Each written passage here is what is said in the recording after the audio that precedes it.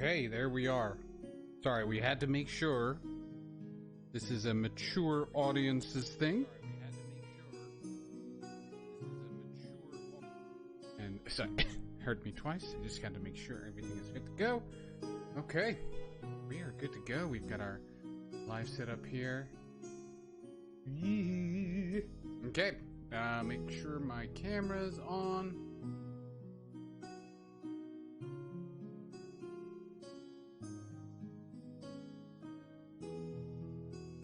Perfect.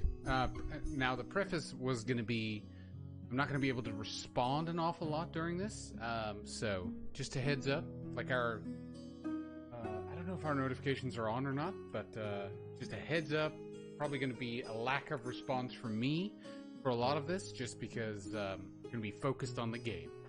Thank you guys for being here. Thank you for watching, and we'll get started here very soon. Let me go sign back in to my friends and see how we're doing.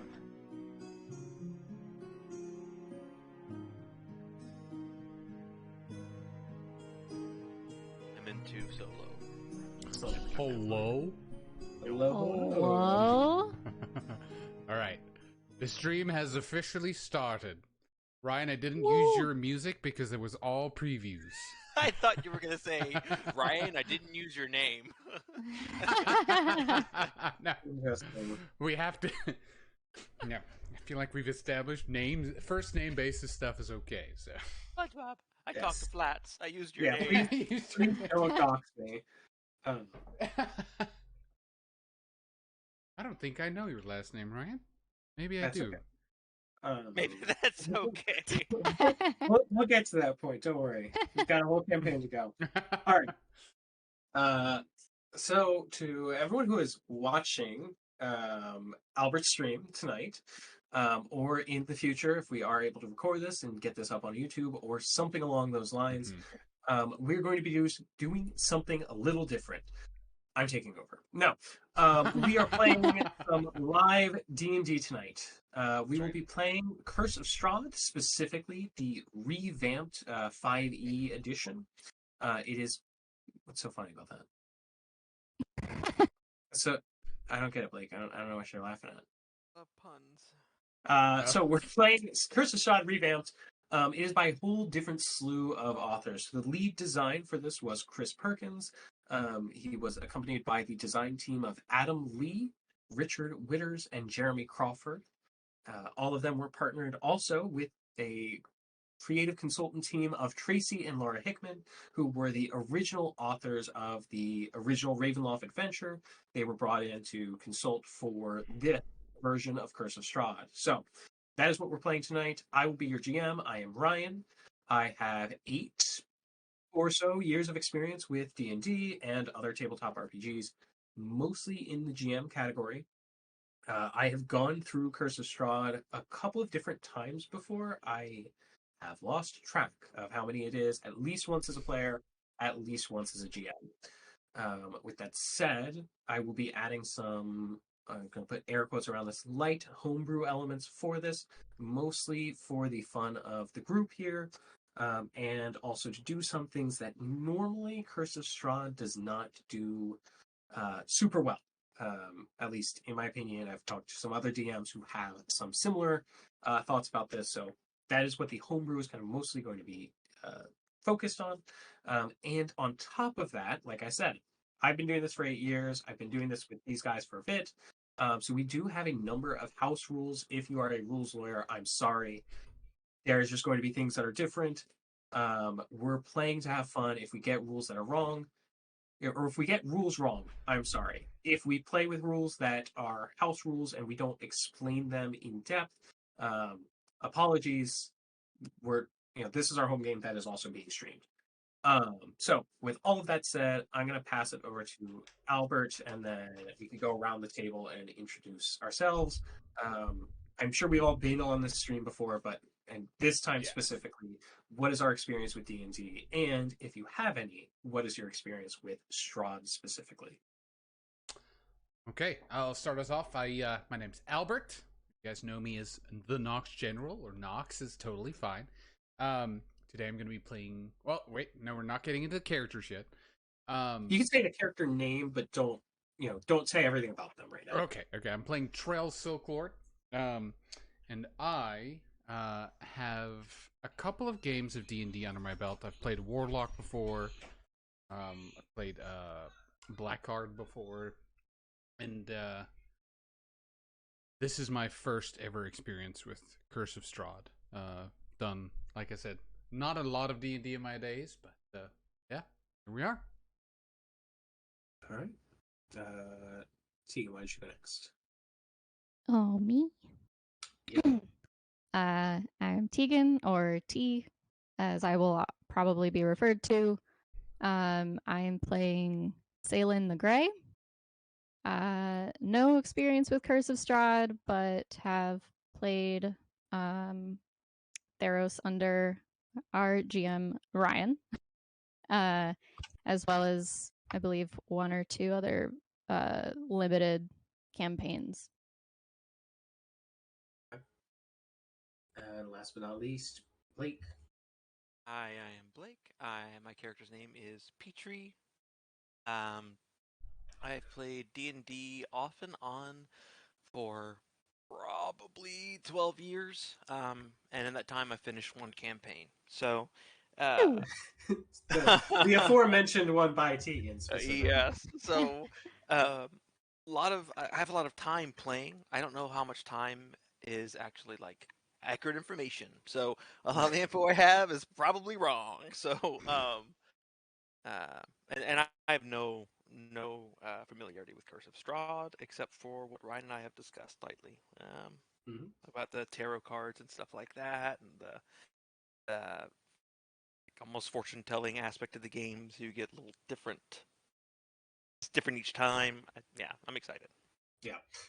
So with all of that said, also obviously, if you are in the chat or if you are on the YouTube or whatever, I don't know, if you're on our Discord channel or anything like that, please no spoilers for Curse of Strahd.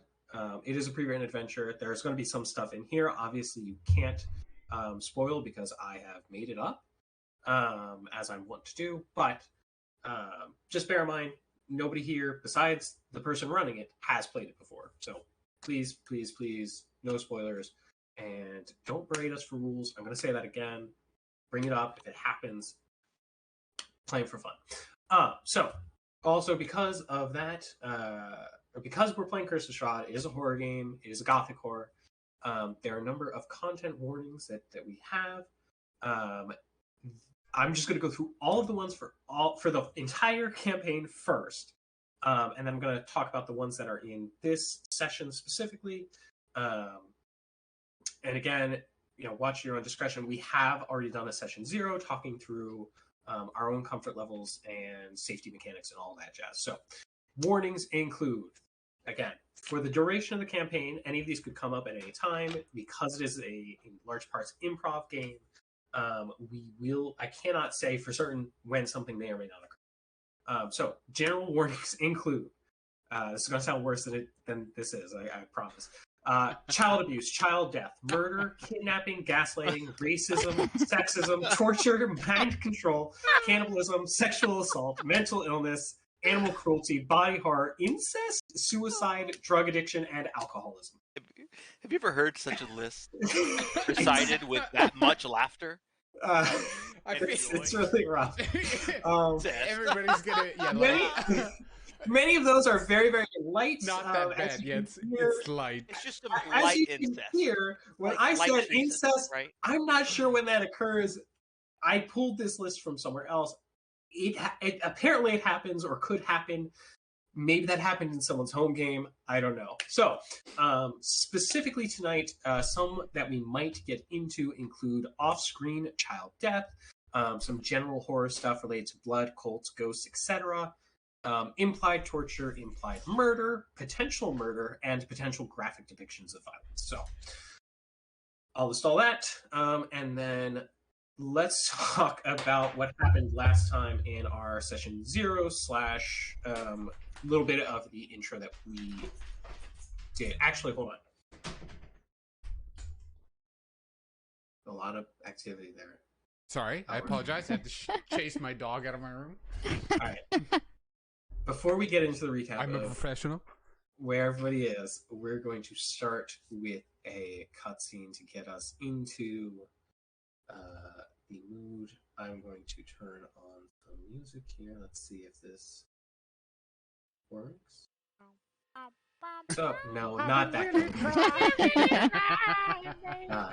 Wow, wrong one.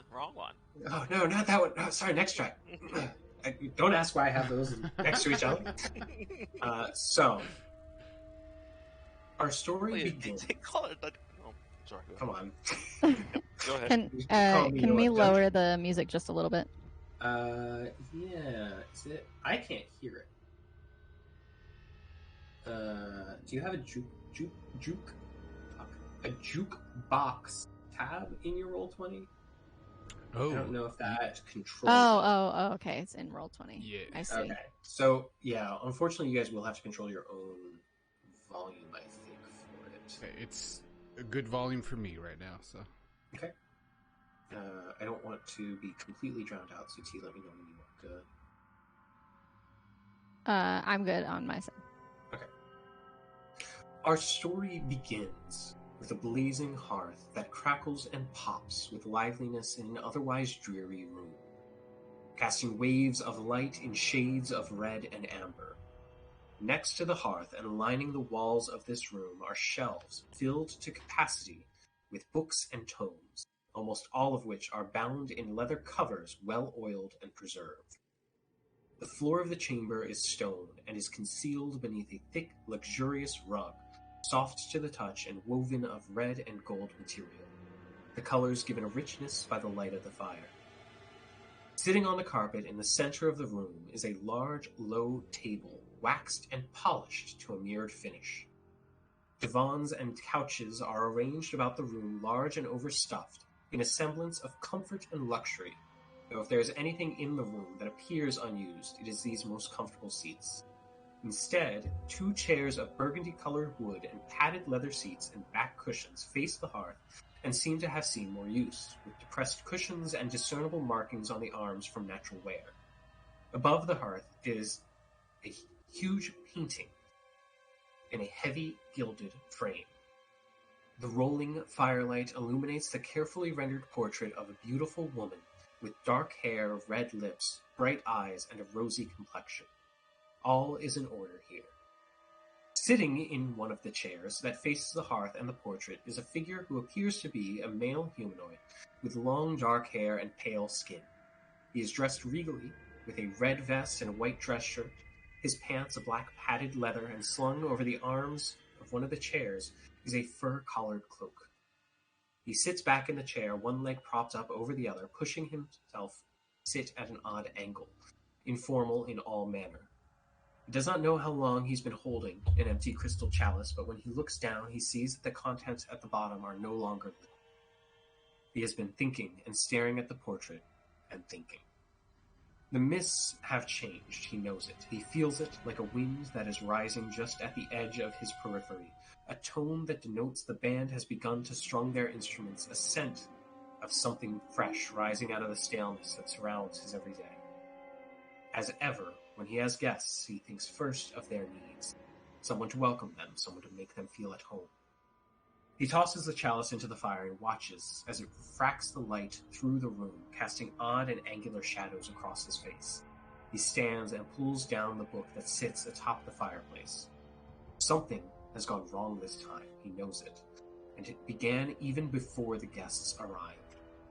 But time moves differently here, and the mists know more than him. Perhaps they are still somehow the catalyst, and he is already a step behind. But it does not matter. Barovia is not a place where he lives and reigns, no. Barovia is him.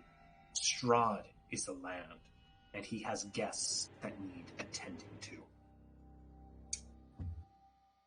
So last time, the 3 of you guys all have previously known each other, have been invited to a meeting with the Duchess of the city known as Valefall. the Duchess has requested that all of you go and deal with a group of people who are outside of the city, potentially harassing people coming and going from the city. And she told you, hey, try and get them out of here peacefully if possible. However, do let them know, if they don't leave by morning, I will burn all of their carriages to the ground. So with that threat hanging over their heads, you went out and spoke to them, and they were very, friendly. They did not appear to be, harming anyone, cursing anyone, any of that kind of thing. Instead, they simply let you know that they had been waiting for you, and that if you were willing to wait around and hear their story later that evening, they would leave that night. They would not wait till morning. No need to burn down anything. So you guys agreed to hang out with them, so to speak, for a while. And when you did, you noticed that eventually the rest of the townsfolk began to make their own ways home, leaving you eventually with just the travelers and yourselves. So, who are all of you? And what are you doing before you are pulled over to the fire for a little campfire story?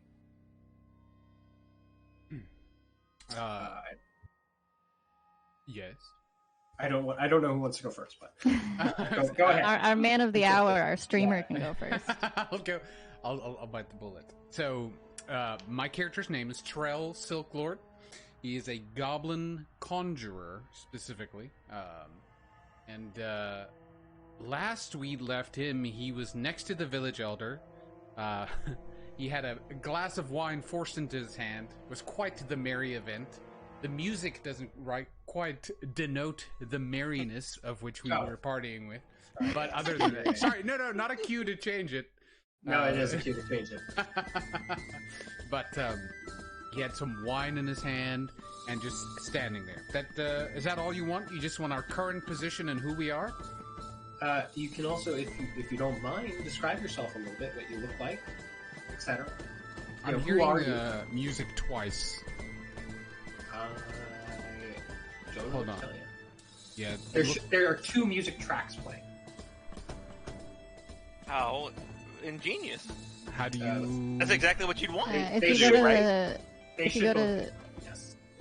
are you trying to turn it down? Yeah, or kill one of them. Yeah. Yeah. Click the audio and video chart in that tab that you were just in the settings. Okay. Go back to the settings. Others can hear or see. I can hear or see. And then it's the master music volume. Yeah, I just have it at half. I don't know if that. I think on mine they're both a little bit less than half, but they should both be playing. Okay. Yeah, we are hearing things in double right now. Let me see. Is there a different option to close one of them?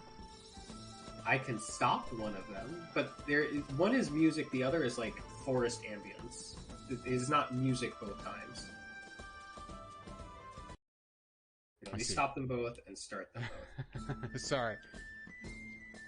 Is that better? That's better. Yes. All right. Perfect. And you said tell you a little bit about the character. Yeah. What do you look like? What are you wearing? Etc. So if we look at Trel, he's a little different than what a normal goblin looks like. He's got a slightly bluish hue to him.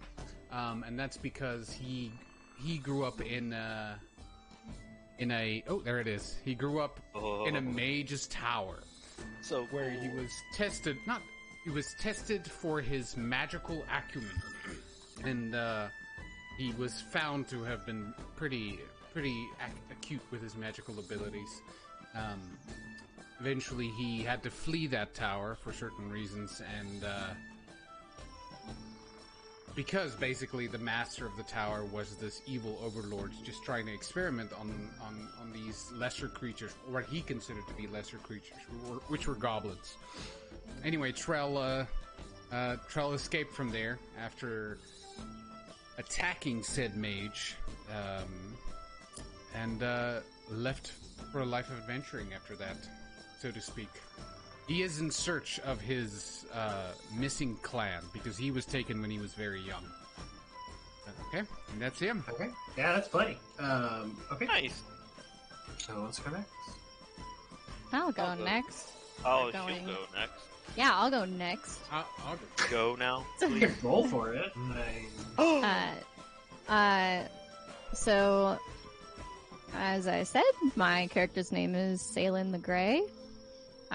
She is a Shadar Kai, which you can kind of think of like a dark elf. She is a... Do I go over class as well? Yeah, you don't have to go into as much backstory as. Okay. Oh, my bad. I She's liked a it. ranger. You're good. She lived her life as a mercenary, specifically working as a sniper, and is now mostly just traveling and finding odd jobs. She is around 95, which is a little below adult age. 5'6", has red eyes and pale skin that has a gray tinge to it, hence the name.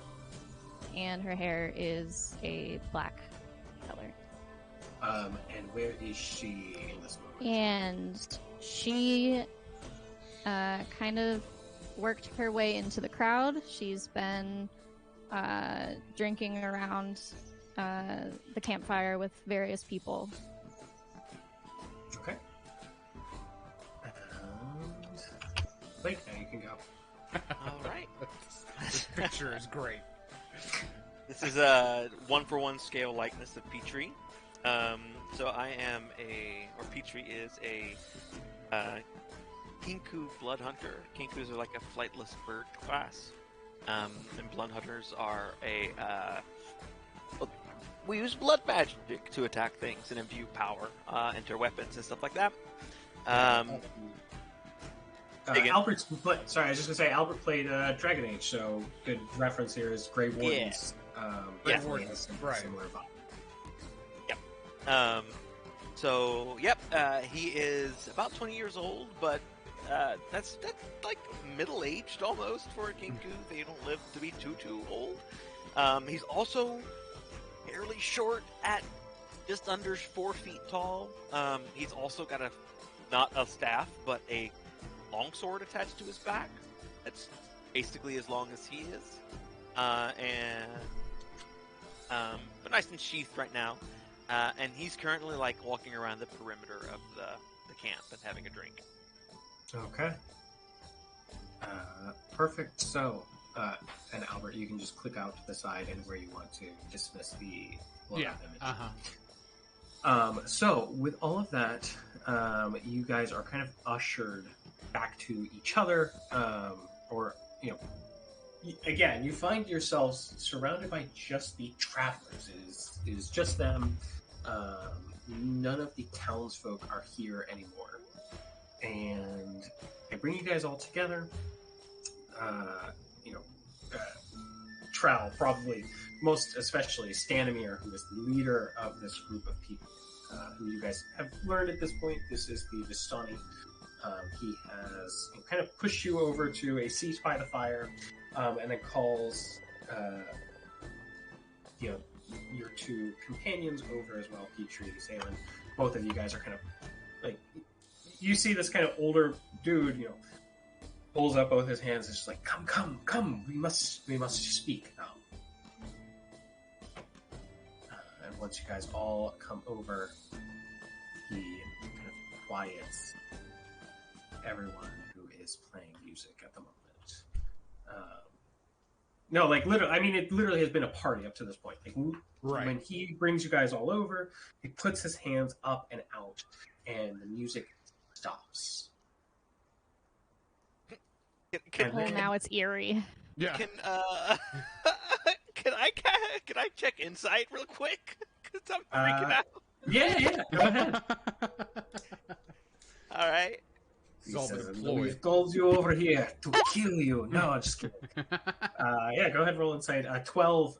It doesn't seem to be a malice thing. It seems to be more of a matter of this is important. I need your attention and focus here. A matter of gravity, not okay. Yes.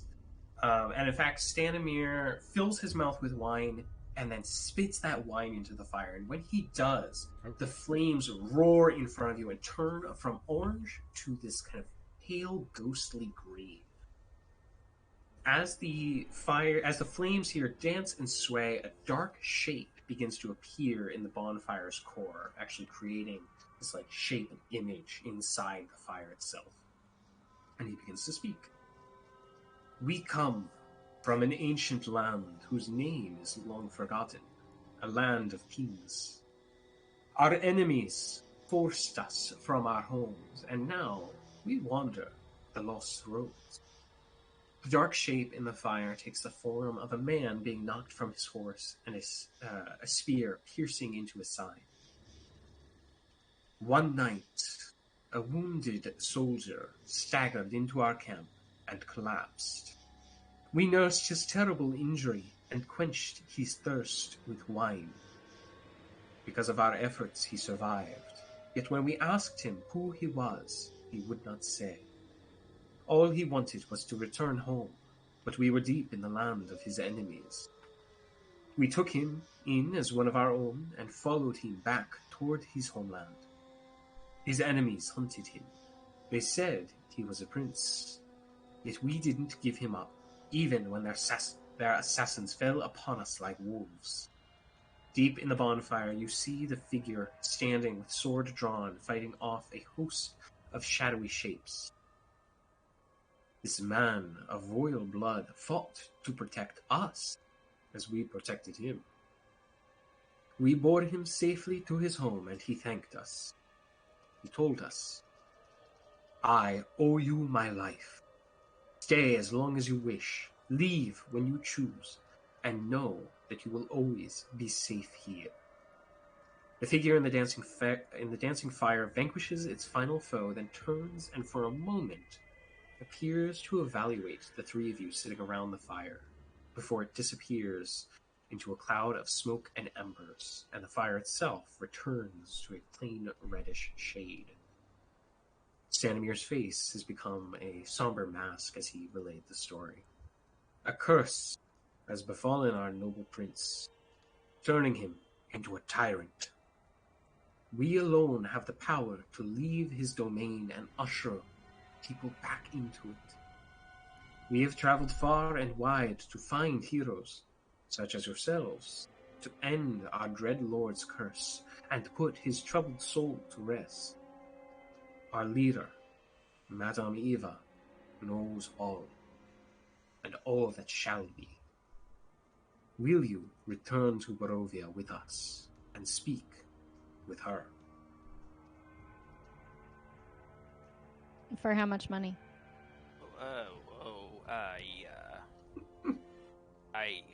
Wait, you're saying Barovia, not the town we just came from, correct? No, not the town that you came from. The riches of Barovia will be plenty upon you, should you choose to go. There is all manner of gold and wealth to be found in the valley. Trel would ask probably, it sounds like your people has quite the plight against them. I see no reason why we can't assist.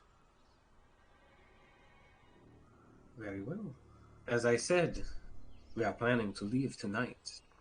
Is there anything... Do you have all that you need?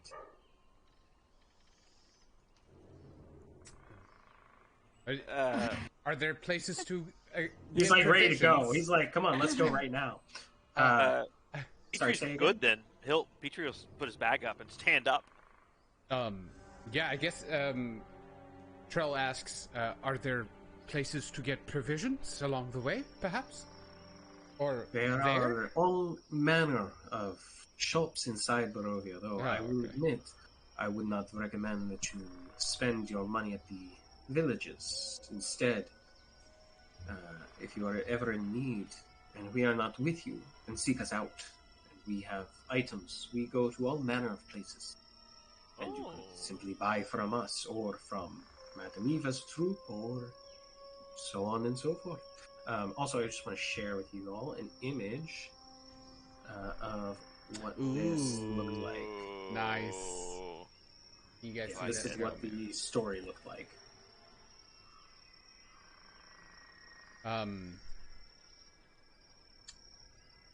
Do we want to go check with the lady that we just agreed to help move these guys to see if she has any kind of payment for us? She's most likely asleep at this hour. Oh. So I guess basically we leave now, or you guys had dinner with her several hours ago, and she was like, "Well, I'm going to be tucking in for the night. Speak to you all tomorrow." Okay. Yeah, exactly. All right. Well, might you have any potions? You see, he checks his pockets and turns them inside out. I'm afraid I don't have any on me, but like I said, I know Madame Eva has plenty at her camp, and there are churches along the way where I'm sure you can purchase something. She seems satisfied by that. I see no reason to dally then. Well, time to go. He kind of gives you a flourish about, and when you see when he does this, he also drops something on the fire, snuffs the fire, and when you look around, you see that the rest of the Vistani have already packed up entirely. They are ready to go. I like this. Oh wow! And Man of action. You see, he looks at you and says, "We unfortunately must head out on foot. There is much swamp area around here, and it is dangerous for the horses if we have to travel along that back. Otherwise, we would offer you your own cart as well. Instead, we will lead the horses. All you must do is, we recommend, for your own safety, that you follow between one cart and another." Okay. Petrie, as he starts to walk, you notice that he walks he does that weird bird walk where his feet go parallel to the ground almost as he's walking. But it's very serious. He's not goofy. Just the way he walks is goofy. Right. To be very clear. Yeah. He's walking seriously, but he doesn't walk like a goof. It just so happens that it is goofy to watch him walk. Precisely. Correct. Humans don't understand. We so rarely do. All right. So, with that done, I'm assuming you guys also head out. You pick your stuff up and just start following some of them. I mean, You see Stanimir takes the front. There are you guys also met a couple of them, so you do see Damia, Stanimir's daughter, is pretty close to the front. Ratka kind of hangs back, takes kind of rear guard. He's Stanimir's son. Then there are some others that you do recognize, kind of getting to different places. There are a total of 12 Vistani here. They have 8 horses, but you guys, 6 horses. But you guys head between them and start to follow on. Saelihn will take up the back. She'll actually probably be several paces behind everyone, and she'll have her bow out. Okay. But still with your 2 allies, I'm assuming? No, she'll be away from them unless they want to stand next to her. Yeah, the second you start to drop back, some of the Vistani say, no, you should stay together in case the mists try something. She seems confused, but I guess she'll go along with it. You see, one of the Vistani, the one who kind of pushes you kind of back to the rest of the group says, I mean no harm. It is simply, it is most important that you travel with each other. Do not lose each other, for you are all you have. Oh. Trel casts the light cantrip in his hand and just seems an appropriate time for it. This ball that follows them, yeah. Okay. Yeah, when you cast light, you have to cast it on something. Do you cast it on? Do you just like cast it on a rock and hold it up? Do you cast it on a staff, like the end of a staff? He doesn't have a staff. All he has is the glove and the. I guess he casts it on the edge of his glove.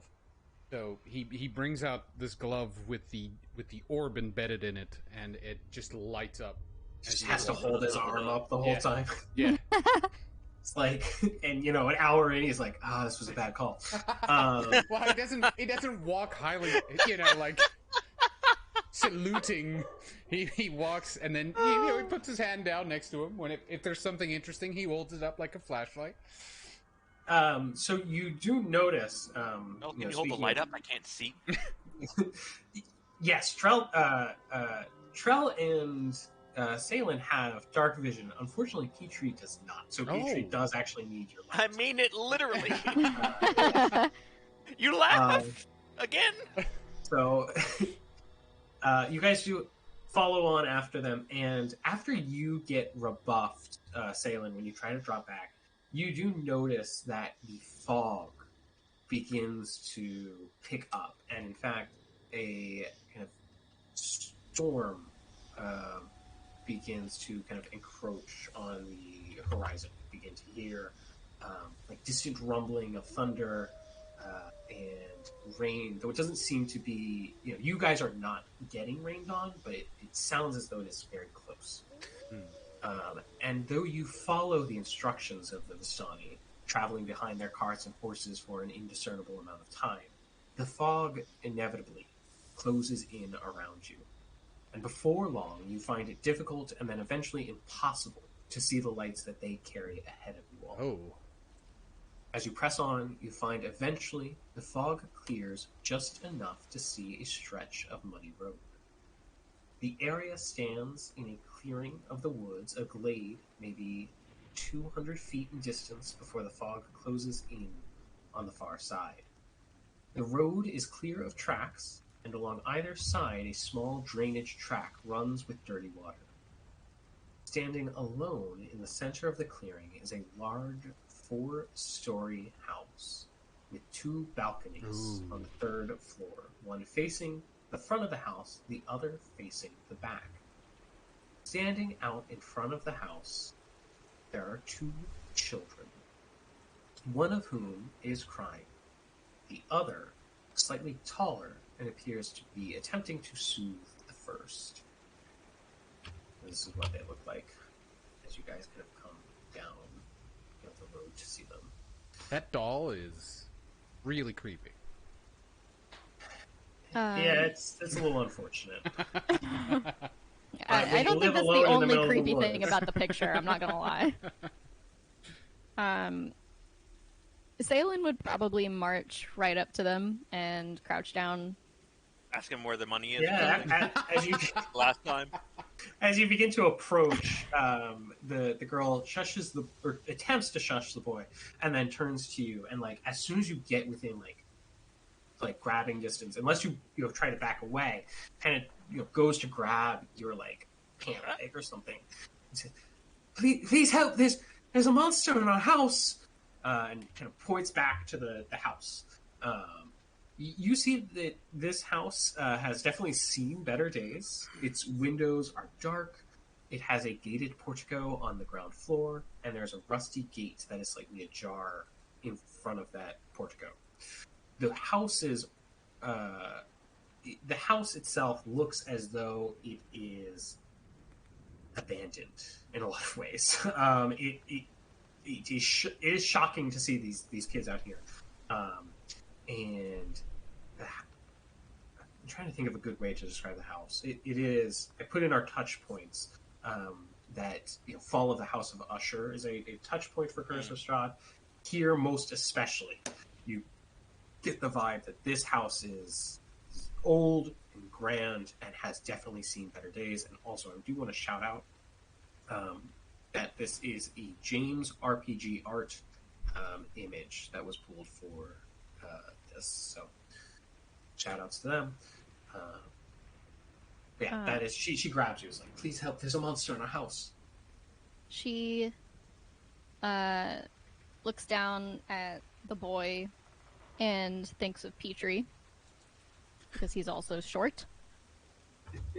And Yeah, the boy. I don't know why that has to be said out loud, to be honest.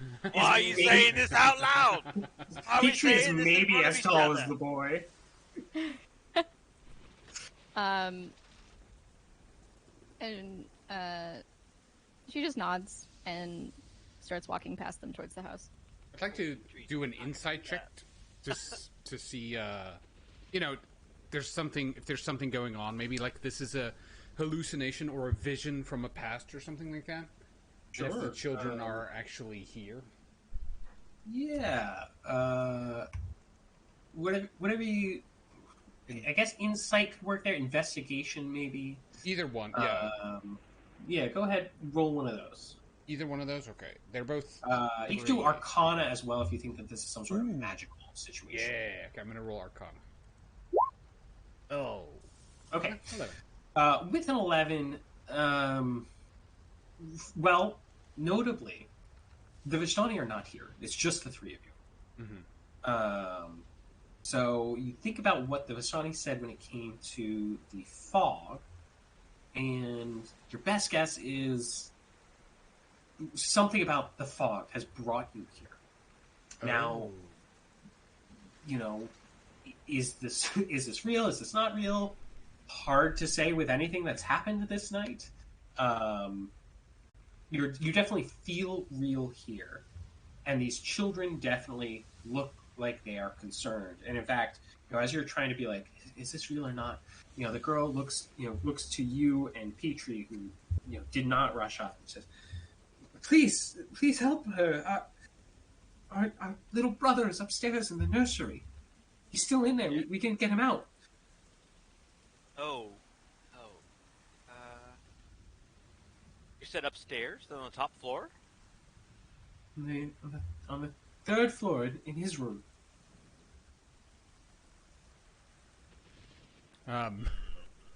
He's just a little boy. Petrie can climb the outside of the wall, right? He can certainly attempt to. I'll try it. Okay. Go ahead and give me an athletics check here. I was going to make a crack at... Why don't Petrie just fly up there and check it out? Oh, don't talk about it. Flightless bird! Oh, no! You said athletics, I think. Yes. Hey. You find it. You go to it, and you're like, I got this, and put your hands on the wall, and it begins to rain. As soon as you do so, and what little purchase you were able to get just completely slips away every time you try to. You can get up so that you're like equivalent with the top of the first floor or first story window, and then you kind of slide back down.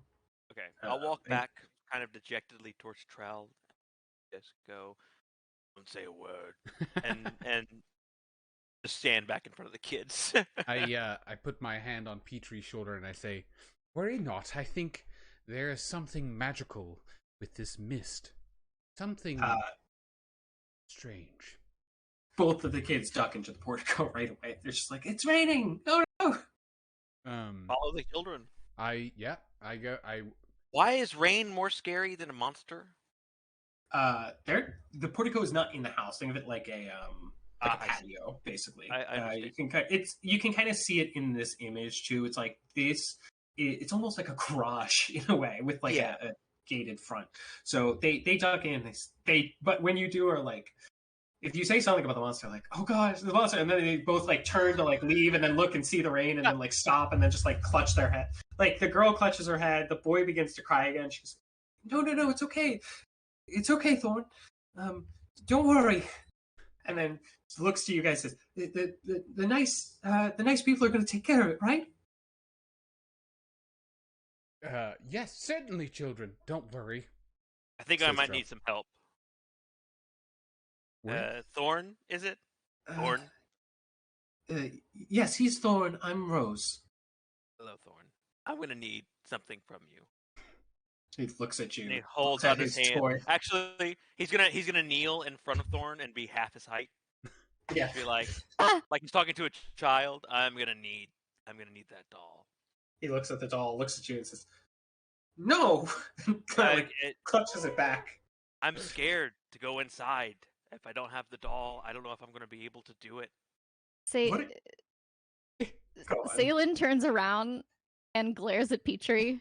Yeah, She's so like, does get your ass over here. Trel glares at Petrie as well. Okay, I'm going to try and sleight of hand the doll out of the kid's hand. Why are you like this? Again, Okay. Wait, he's got No, a plan. I mean, you He's got a can, plan. I He's got a guess. plan. Bad? Is it bad? Is it bad to steal a toy from a child, Blake? I don't Chaotic know, man. neutral. You tell Is it me. bad or is it neutral and chaotic? It seems pretty bad to me. It's chaotic. I will grant it is chaotic. I won't What? steal it. If it's bad, No, I won't steal listen. it. Let's go. My only question is why. I think it's creepy. He wants the doll. As you examine the Take it. doll, you I want do see that on the bottom of one of its feet, it does say, it does have embroidered into it the word Blinksy. Oh. I would say. But he does pull back and pulls it like away from you. Like, no, it's my toy. But listen, I'm nervous. Okay, but you guys are trying to pull me away, aren't you? I mean, Rose gives you a look too. She's like, 10, 14, like somewhere between 10 and 14, and looks. She's, why do you want his toy? I'm going to steal because I want to. No, I need it. He is a crow, isn't he? He likes shiny things. I am. Oh, you're a raven. Oh no, ravens are corvids don't collect things that are shiny. All right, it sounds like Trel and Saelihn pull you away and pull you into away from the children. Screaming. I don't like. Damn it. And Sorry. Let me steal from children. We can handle Let that me later. steal from children. I don't ask for much often. But you do though. Okay, so You have You may wanna disappointed the person that you look up to. You have disappointed the DM. The party will remember that. this is the whole fucking Black Candles thing all over again. All right. So if you go I'm ahead, so giant. I was gonna say if you move to the other screen and then scroll down, you should be able to see you guys. There we each are. square here is roughly 5 feet. That is why Saelihn looks giant, is because everybody else is small. Blake, if you are carrying a torch, I can actually group you and the torch together. Oh, I'd love that. Yes, I do have one of my adventurous packs, so yeah, I'll have Okay. it. I also I'll carry it in my shield hand. I think I'm also generating light from my spell. If that helps. Or you could put your light on him, and that would count. Oh, okay. Yeah, I transfer the light to Petrie, since me and that other girl who's here. Saelihn has Saelihn has dark vision. Okay, so yeah, you touch the front of his shield, and a light begins to emanate from that instead. So I've moved us to the map, so as you guys can see, before you, a wrought iron gate with hinges on one side and a lock on the other fills the archway of a stone portico. The gate is unlatched, and its rusty hinges shriek when the gate is opened. Oil lamps hang from the portico ceiling by thick iron chains, flanking a heavy set of oaken doors that appear to lead into a grand foyer.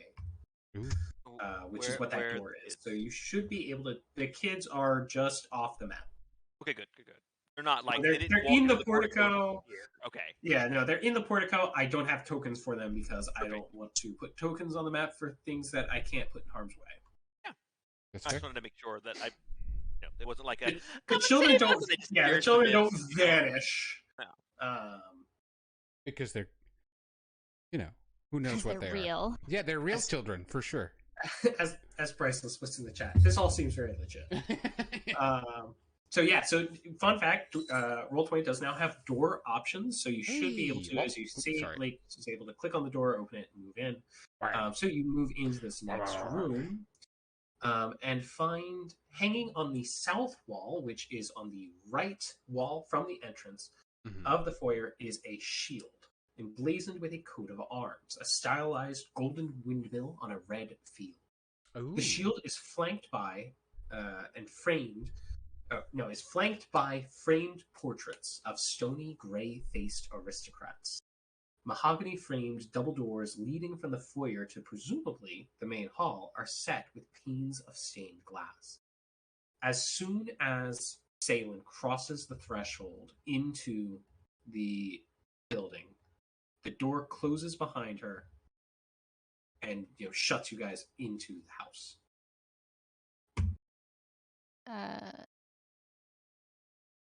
She rattles the door a couple of times before giving up. As you attempt to open it, the door doesn't appear to budge. In fact, it almost feels like when you go to open the door, it feels as though it's become part of the wall with a handle on it. Peachtree, you hear, when she does this, the faint sound of children laughing. Of children laughing? I knew it! I don't. Man, I hate kids. Listen to me. I told you to let me steal from that child, and you both said no, and look where we are. We're stuck in a haunted mansion! Indeed. Could have had Blinksy. How high up? I'm sorry, go ahead. Oh, no, you're good. If you want to make a... I just wanted to see how high up the shield was. Oh, shield is... It's about... So, floor to ceiling here is 10 feet. Okay. The shield is probably about 6 feet up.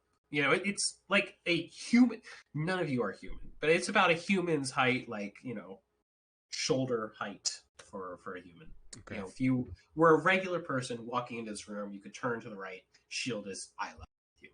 So, does it look better than the shield I'm currently wearing? You will experience the power of the it looks dark clean. side. I'll take it. Sammy I'll check Kids it out. just I'll inspect it. subscribed. Yeah, go ahead and give me a, I guess, investigation, or something like that. I'll poke it off the wall, I guess.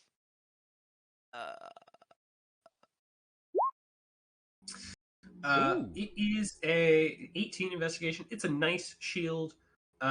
It's not anything special. Your shield is a +2 to your AC. Mechanically, this shield would be exactly the same. You do note it's a little bit bigger than your shield because your shield is meant for you. This shield is meant for a human. So again, you could use it. It might be a little bit awkward. If you strap it onto your back, you'd be like, "Hey, this is my back. This is the whole of my back." So, question: I'm a turtle. If I do grab it or any other shield, does it count as cover? No. I know, but I had to ask. All right, that's no, I fast. appreciate the attempt. Did you say it was a family crest on the shield? It appears to be a family crest. There's definitely a coat of arms on it, which is a stylized golden windmill on a red field. I would like to make a history check, if I may, to see if I recognize any of the symbolism or the people in the pictures. You don't need to roll a history check. You don't. Okay, perfect. Yeah, all of this it looks foreign to you. I'll try and open the door here then. Okay, door opens, and you see a wide hall that runs the width of the house with a black marble fireplace at one end, and as you step in, you see a sweeping red marble staircase on the other. Ooh. I love Mounted this on the wall above the fireplace is a long sword with a windmill cameo worked into the hilt. The wood-paneled walls are ornately sculptured with images of vines, flowers, nymphs, and satyrs. The decorative paneling follows the staircase as it circles upward to the second floor. You also see several doors in here. There's a door next to the one you came in from on the western side of the room. There are then 4 different doors on the eastern side of the room. I'm right here. I'm gonna look over my shoulder and I'm already stretching up towards the sword and looking back at my shoulder and going, Saelihn, I need a leg up, Saelihn. And he's like straining to reach up to that sword. She looks at him and is still upset about him trying to take the toy from the child. But I was right about that a little bit. But nobody else heard the laughing of the kid, by the way. Oh, good. Oh, never mind then. Shit. She lets him struggle for another second or two, and then hoists him up Took your sweet time. Like about this is you could just take the sword down yourself, but no, you lift him up so that he can pick up the sword. I'm tiny. You pick up the sword. Small but proud. Doesn't seem there doesn't seem to be anything special about it at a glance. Though you do have a wizard in your group, so maybe have them check it. Oh. Wizard in my group. Did you like squirm out of her arms, like drop yourself down to the ground, and Yeah, then... no. I'm gonna do that thing the cats do when they want you to pick them up, and then when they're done, they're like, so they shoot fling out of your themselves hand. out of Yeah, your arms. That's exactly what I do. Claw and scratcher. Yeah. She doesn't react to this as if it's happened multiple times before. She gets her eye great. twitches, and she has another scar. But yeah, you hand it over to Trel. Trel, go ahead and give me an Arcana check here. Oh, I don't know that I ever agreed to look this thing up for this. Oh, okay, you don't have to. This gift stealing, Well, thank you so this much. toy stealing. Okay, have I been wrong? Yes, to your knowledge, multiple times, but technically. Did you? So wait. So did Petrie ask? Yeah. I'd say, yeah. I'll just hold it up and be like, and be like, what? So no, he doesn't ask. He just holds it up. You feel anything? Oh, you feel anything?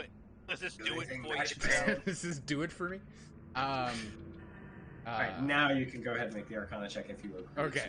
If you want. There it is. Oh, the music's creepy now. I can do an Arcana check. I think I have Arcana Do it. check. So. Check Yeah, it. you can also make an Arcana check.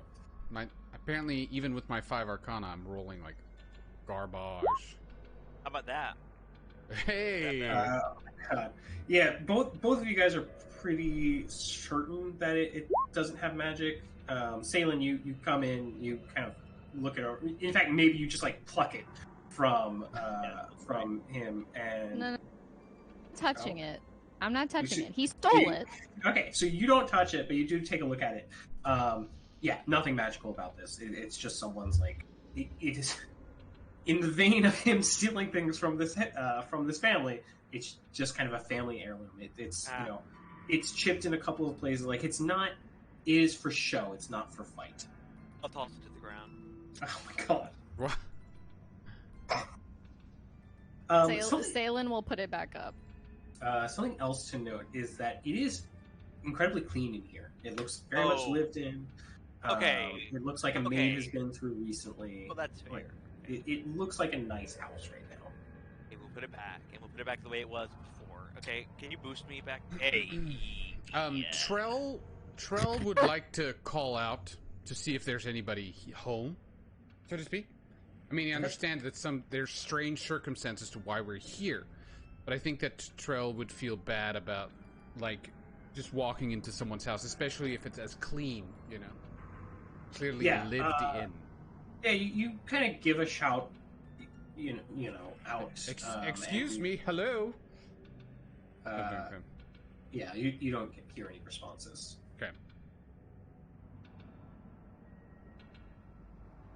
Also, I'd like to point out that up until Petrie met Saelihn, was kind of on his own in the wild, so he's not quite feral. Okay. He's uncultured.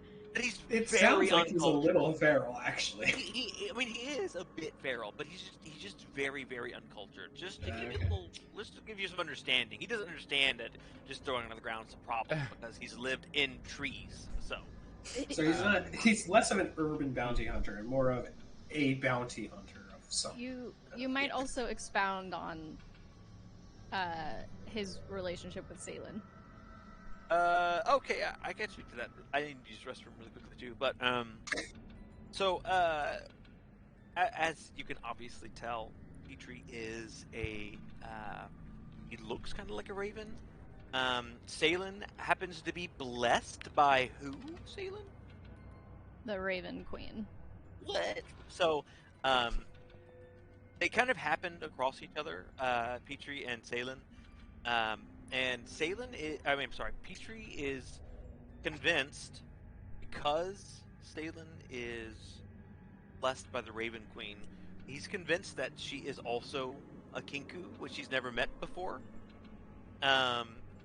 So he's kind of just to give some backstory. He's confused. Period.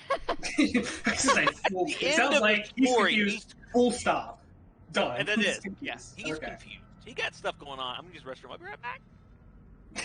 Okay. Who wants to bet that he's had a beer and that's why? I swear to God, Wow. Am I wrong? be right back. All right. I think Trel would then, after calling through the house, he would approach the rest of the party and ask them, well, once Blake's back, but ask them what do they think?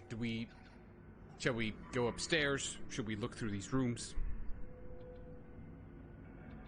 Saelihn would probably want to go straight to the third floor where the kid is. Okay. But that just makes sense with her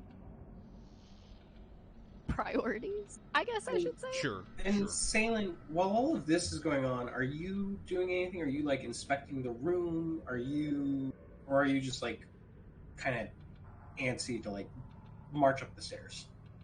Can I do like passive perception or anything? Just like you can do feeling active the vibes. perception. Yeah. Go ahead and roll a perception check. Oh. Wow. Okay. So while all of this is going on, you're picking up Petrie, helping him get the sword down, setting him on the ground, kind of walking around, examining the space. You see something on the wall that looks unnatural. Because at first, like I mentioned, the wood-paneled walls appear to be ornately sculpted with images of vines, flowers, and satyrs, etc. But when you get closer, you see woven into these wall patterns are other images, serpents, skulls. The rain does not appear to be natural rain, that kind of thing.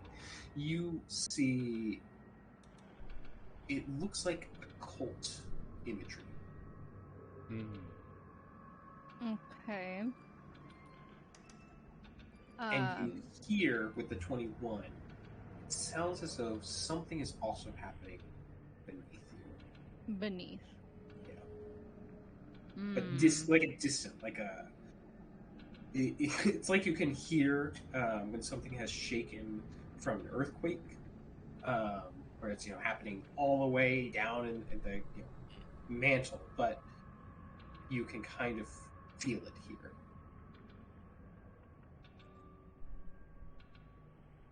She would mention it. She would still want to go to the child first. Okay.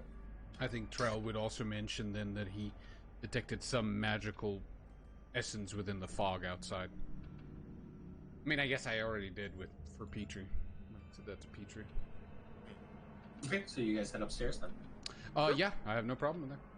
Let's do it. All right, let me move you guys over. I'll be right back as well. Do we just want to take 5 then? I think. Well, unlike everybody else, I'm fine. Okay. No, you guys keep going. I have my phone with me. I can just turn it up and listen in. So, be right back. Well, you step into the next space and find that you are... Oh, this is much later for me. There we go. Yeah, so you guys head up the stairs and find yourselves in a elegant hall with unlit oil lamps mounted on the walls. Hanging above the mantelpiece here... Reading the right thing. Yeah. Hanging above the mantelpiece here is a wood-framed portrait with a nameplate that reads simply Durst. The portrait displays a young man and his wife and their 2 smiling children, who you know as Rose and Thorn. Cradled in the father's arms is a swaddled baby. Saelihn, since you already, again, I'm going to carry forward that 21 for one more thing to notice. And here you see that the portrait, something is off about it as well. It appears as though the woman looking at the baby, she's looking at the baby with a hint of scorn. It seems as though she is upset by the baby's presence. Also in this hall, see standing suits of armor flanking wooden doors in the east and west walls. Each suit of armor clutches a spear and has a visored helmet shaped like a wolf's head. The doors are carved with dancing youths. The red marble staircase that started on the first floor continues its upward spiral, though you can now feel a draft of cold air coming down the steps. Ooh. I will, Petrie will like kind of go towards the cool air. They're just gonna move right up to the next floor then? I'm not going to. Saelihn wouldn't want to go to the next floor, but yeah, I'm not saying we do that, but he would go towards the cold air. It sounds like you're doing that. So let's go. Yeah, Yes. Let's give Albert a second to if he wants to try and argue that you guys should not go up. We'll give him that, and I'm gonna step away for just a second as well. Roleplay amongst yourselves. Albert, do you want to go up? That was perfect timing. I think that no, I think we figured out like thirst is the name or Durst. What was the name? Durst. Okay. And that's not something we're familiar with again, right? Yeah. Right, Ryan? Oh. he stepped away. Okay. I'm assuming not, since we didn't have any idea of the previous guys. Yeah, if we just came here, saw this, I would have no issue. I think we're ready to keep going up. I just have one thing I want to do before we move on. Uh-huh. Let's take a look at the painting, which will take 2 seconds. I just need that old DM. Sure. No problem. Jimka. You look at the painting. I mean, what do you want to see in it? Is Blinksy in it? Well, Ooh. considering you have no context for who that might be. I do. Wait, I do. I know who Blinksy is. He's the one who saw it. You're asking if the doll is in the portrait. Yeah. No. Okay. No, it appears that it's a family portrait. It is, it's just them. Okay. No Blinksy. All right. So let me move you guys up to the next floor. So you're going to. This is going to be the top left part of the map. Okay. Okay. So here you see, and again, you guys are skipping around in my area description, so apologies. Upon climbing the red marble staircase to the third floor, you see that it terminates here. A dusty balcony with a suit of black plate armor standing against one wall, draped in cobwebs. Oil lamps are mounted on the oak-paneled walls, which are carved with woodland scenes of trees, falling leaves, and tiny critters.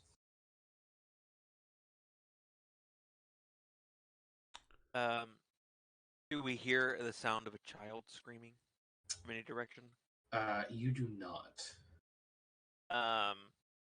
Do we want to split up, gang, and try different doors?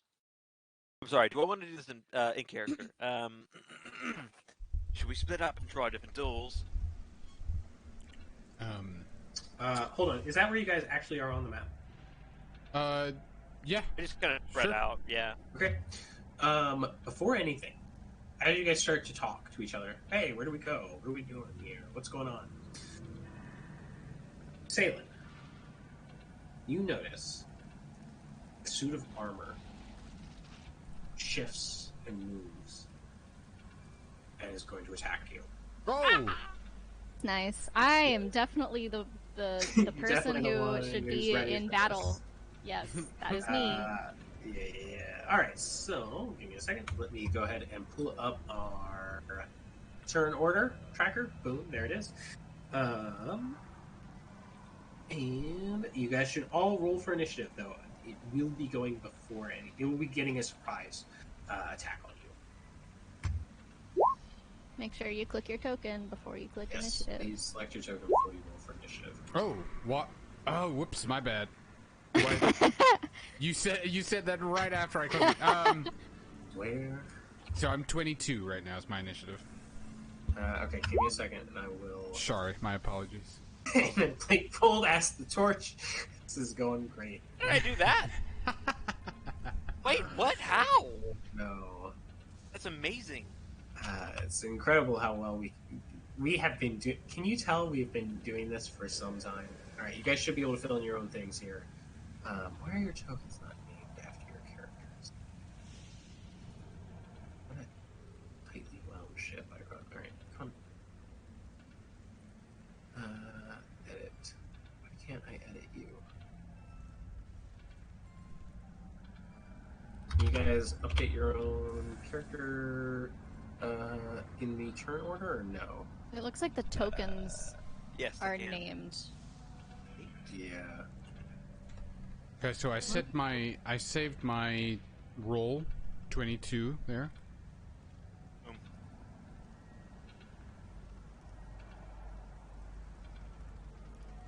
I can't fix you, Blake. Good. I will try. What do you need me to do? I don't know.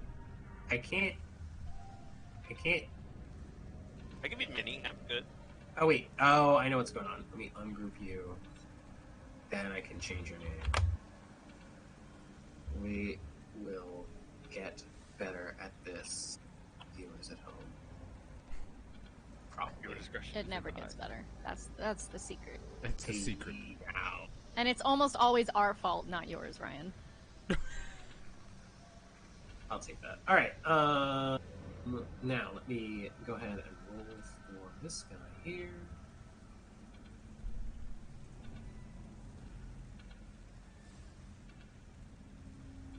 Okay.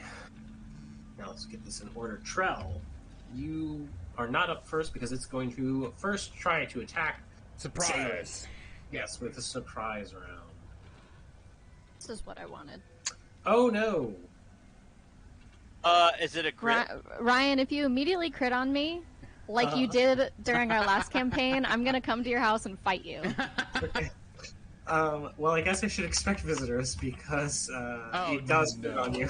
Oh. And then gets a 22 on its second attack to hit. Oh. So you are going to take 14 damage. Oh, yay. And it is Trell's turn. Oh no! I have 4 health. Is there any way, like as a bonus action or something, to see if there's any like weakness to this thing, or does that take like a full action? Yeah, no, you can make a Arcana check for this guy. Okay. So you get 12. I'll give you one piece of information here. It is immune to poison damage. Okay. It is a construct.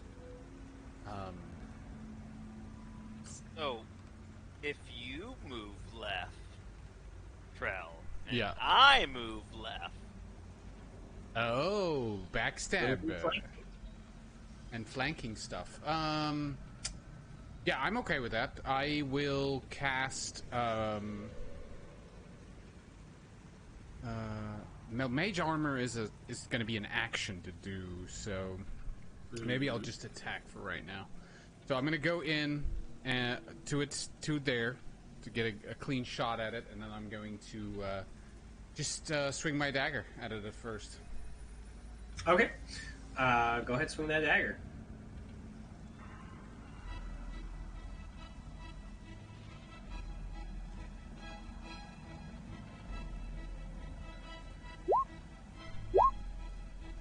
Uh, 13 is a miss. Okay. So I miss her. I chink off the side of Yeah, the you go to swing on this armor, and you watch as it turns to you, and you just hit it, right on a gauntleted plate, and it just bounces right off. Animated armor is going to go. You just try to hit it. It's going to try and hit you. Crit. Slam. Crit. Come on. Okay, so it is going to hold on. What's your AC? 14. Okay, so it's only going to hit once. It does do 8 bludgeoning damage, so it takes you immediately to half health. So it just like turns and slams a fist into your head. It takes me to half, basically. Yeah, big blow to your head. Saelihn, you are up.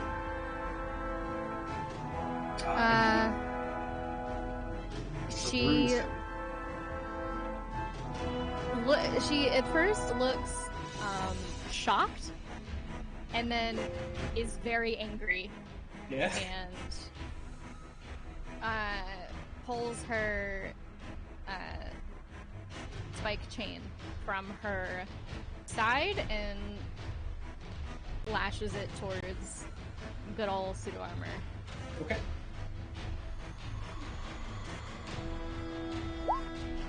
Uh, 18 hits.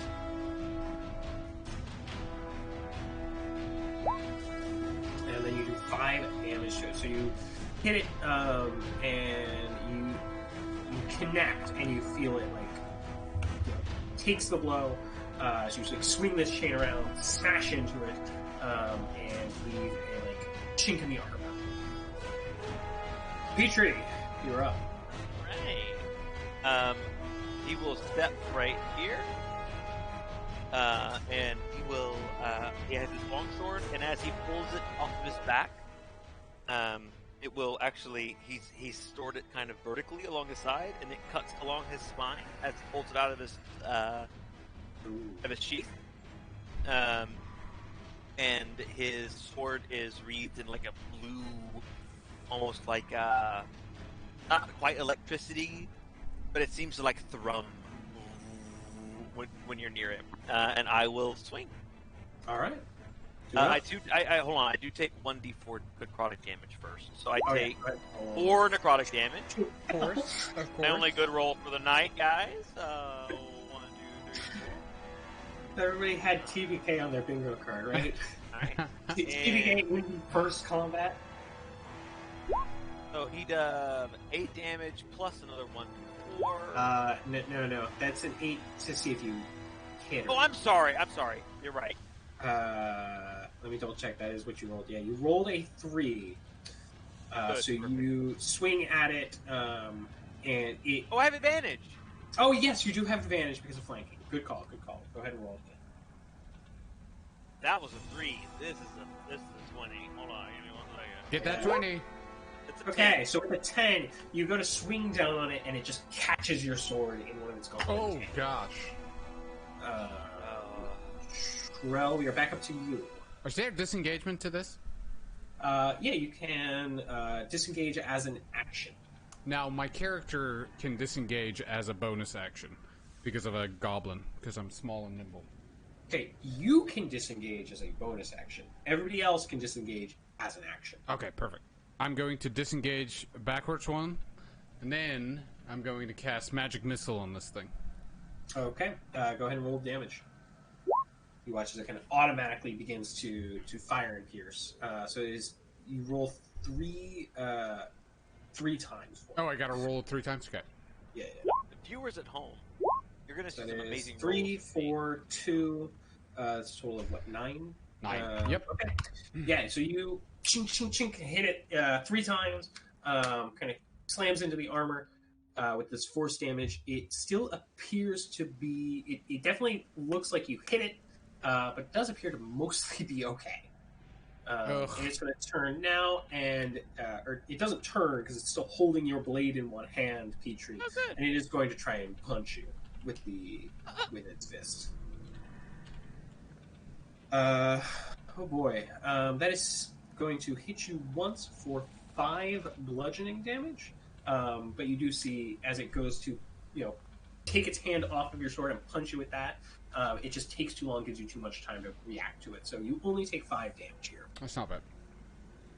All right, Saelihn, you are back up. I normally don't do music through Roll20, so that's why. If it's very awkward, it's because of that. I'm just gonna swing again with the chain. Do you want to move catty corner? So just move 1 square up or directly opposite, and you'll be there. You go. Wait, is this okay?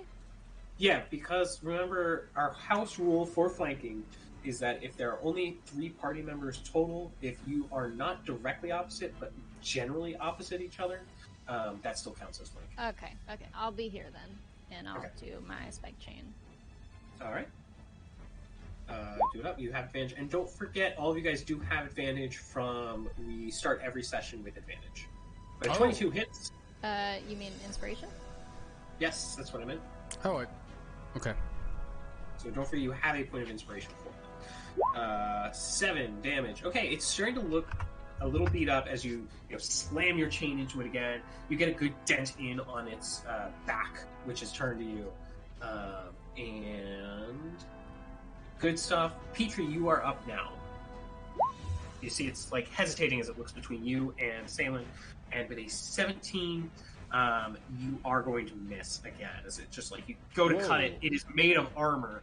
It is plate armor. It has my sword in its hand still. No. It had let go of your sword.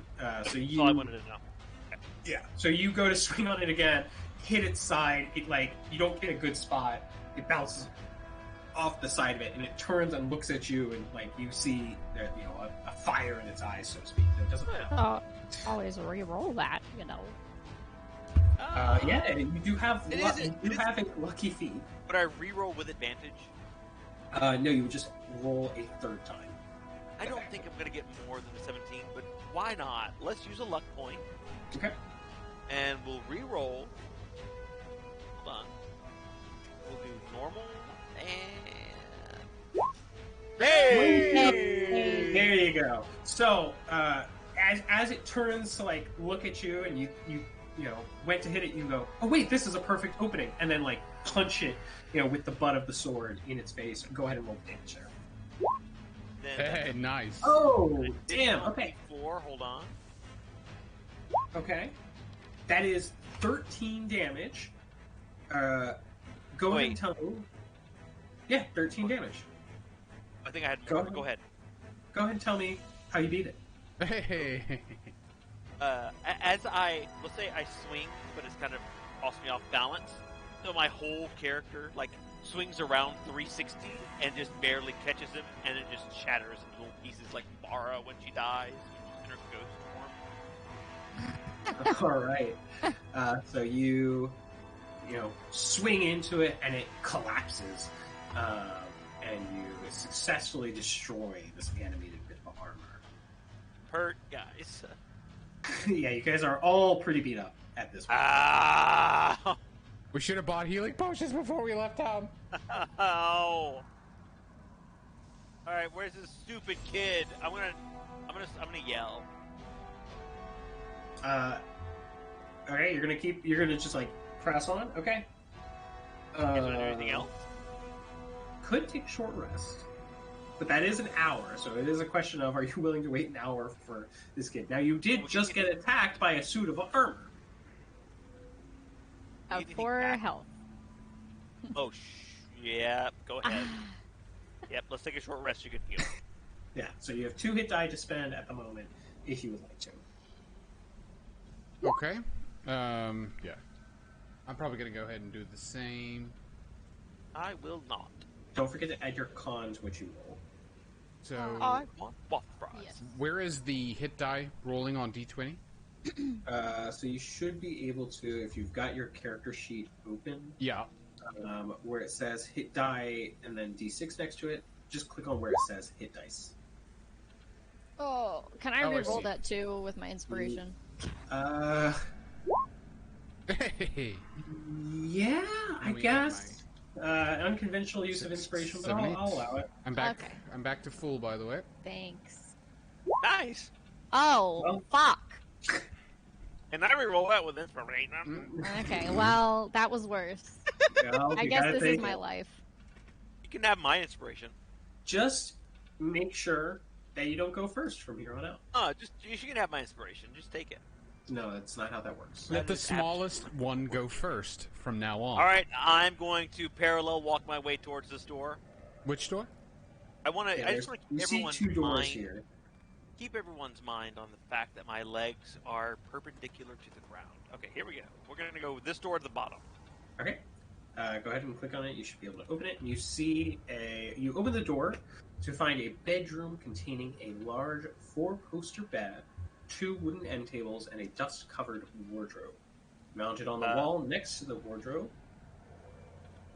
Oh, sorry, your torch did not come with you. I ungrouped it so I could. I got it. I'll take it with me. I'll do the grouping. Yeah, you guys should all have access to it as well. I'll group it. If you need to.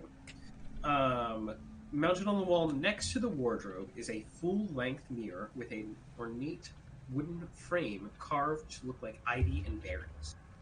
On the southern wall, there is a fireplace with a grate that appears to set the room above, others in the house.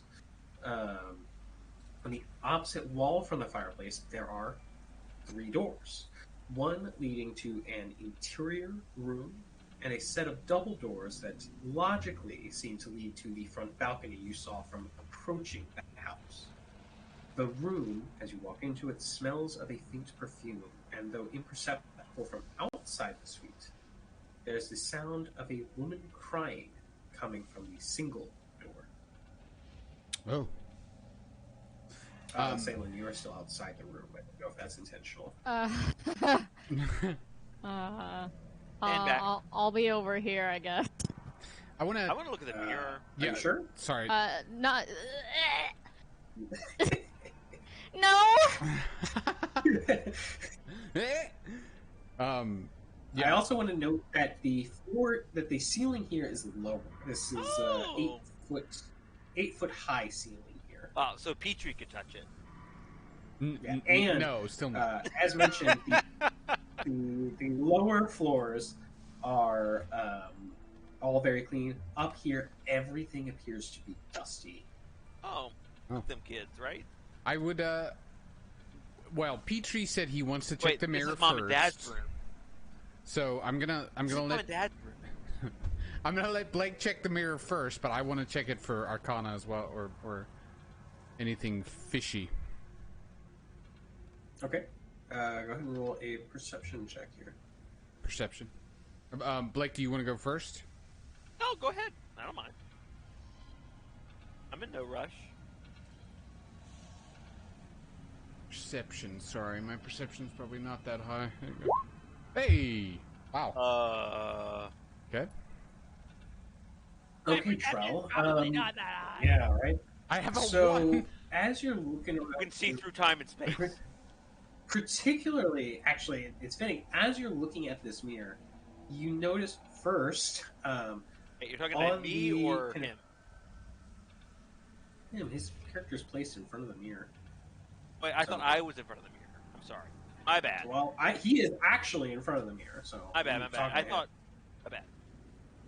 So, Trel, looking in front of the mirror, you see on the, edges of the mirror, on the frame, first, what you thought were berries appear to actually be carved eyeball.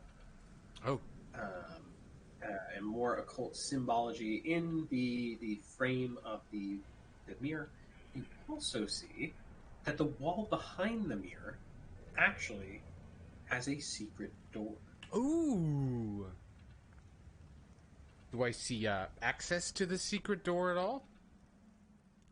Yeah. Once you notice it, you see it's almost like a kind of panel you can push in. So if you take the mirror down, you could push the panel in, and it would slide kind of out to the side. I call over to Petrie. Excuse me, Petrie, come over here. Let's remove this mirror together, shall we? I noticed something on the other side. You think he's tall enough to reach that? You will grab the bottom of the mirror. Sorry, Petrie. Saelihn, could you please come over here and we'll open this? We'll grab the bottom of the mirror. Teacher, we lift it off the ground as everyone else picks the mirror off the wall. So we remove the mirror, and I guess there's a secret passage behind it or something. Yeah. So you lift the mirror, you set it down on the bed. There's this huge puff of dust that goes up. But then you can see behind it a accessway that leads up Oh. to the 4th floor. Oh!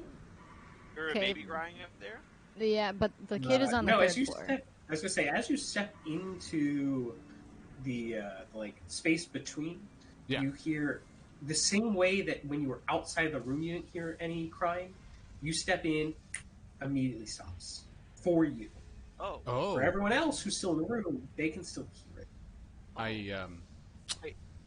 Hey, Trel, is there a dumbass baby in there too? So I guess Trell would immediately, when he steps in there, he calls out and says, I think the crying might be some form of illusion. If I pass through this wall, the crying stops. I say we proceed up further.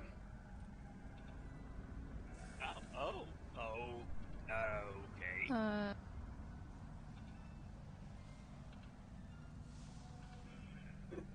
Everything I hated kids.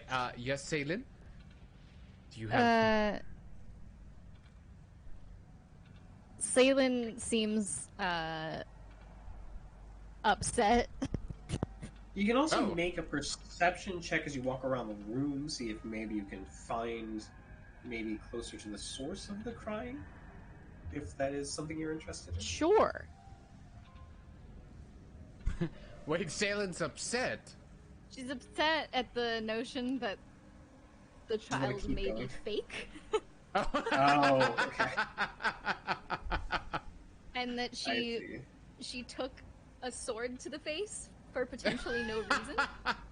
or a glove, an armored gauntlet to the face. Whatever happened, I don't know what happened. I don't remember. Too much if it was a damage? sword or a pound. More life. Yeah, you said I could do perception, right? Yes. Yeah. Oh, let's go. So with a 20, you kind of wander about the room, again, doing that thing of like, okay, he says there's no crying when he steps into the space between. Is that true? We didn't hear crying before we walked into the room. If I step back out, do I stop hearing the crying? And you do notice that in some places it is louder and in some places it is quieter. It is most loud when you're standing next to this door here that seems to lead to the other interior room. The top door. Yeah, that kind of upper, the door when you guys walk in, that's most immediately on your right if you'd like to walk in. I'm gonna open the door. Does anybody object? I just feel as though it might be Maybe a someone trap. else should open the door. So wait, there's no baby up here. Why would we go towards the children? I'm sorry. Why would we go towards the kid? That's the whole reason we're here. Yeah, but why can we hear the kid here, but not 2 inches that way? She's there more really a upset kid? now. What? Oh, so you sound like you just stepped into like a convention hall or something. I'm sorry. I had to switch to my phone Okay. for a second. Okay. But that's all. Go ahead. I don't we can do whatever. I just wanted to talk for a second, and then I can go back. Yeah. Saelihn, do you want to be the one who opens the door? Trell just advises against it because Mrs. Twelfell? Trell advises against it since he says that he's not hearing it as soon as he moves to a different area. With a 20, Saelihn, what I will tell you is that if, assuming, as you may, that the baby is real or the child is real, they are on the other side of this door. You are firmly of the belief that they are in this next room.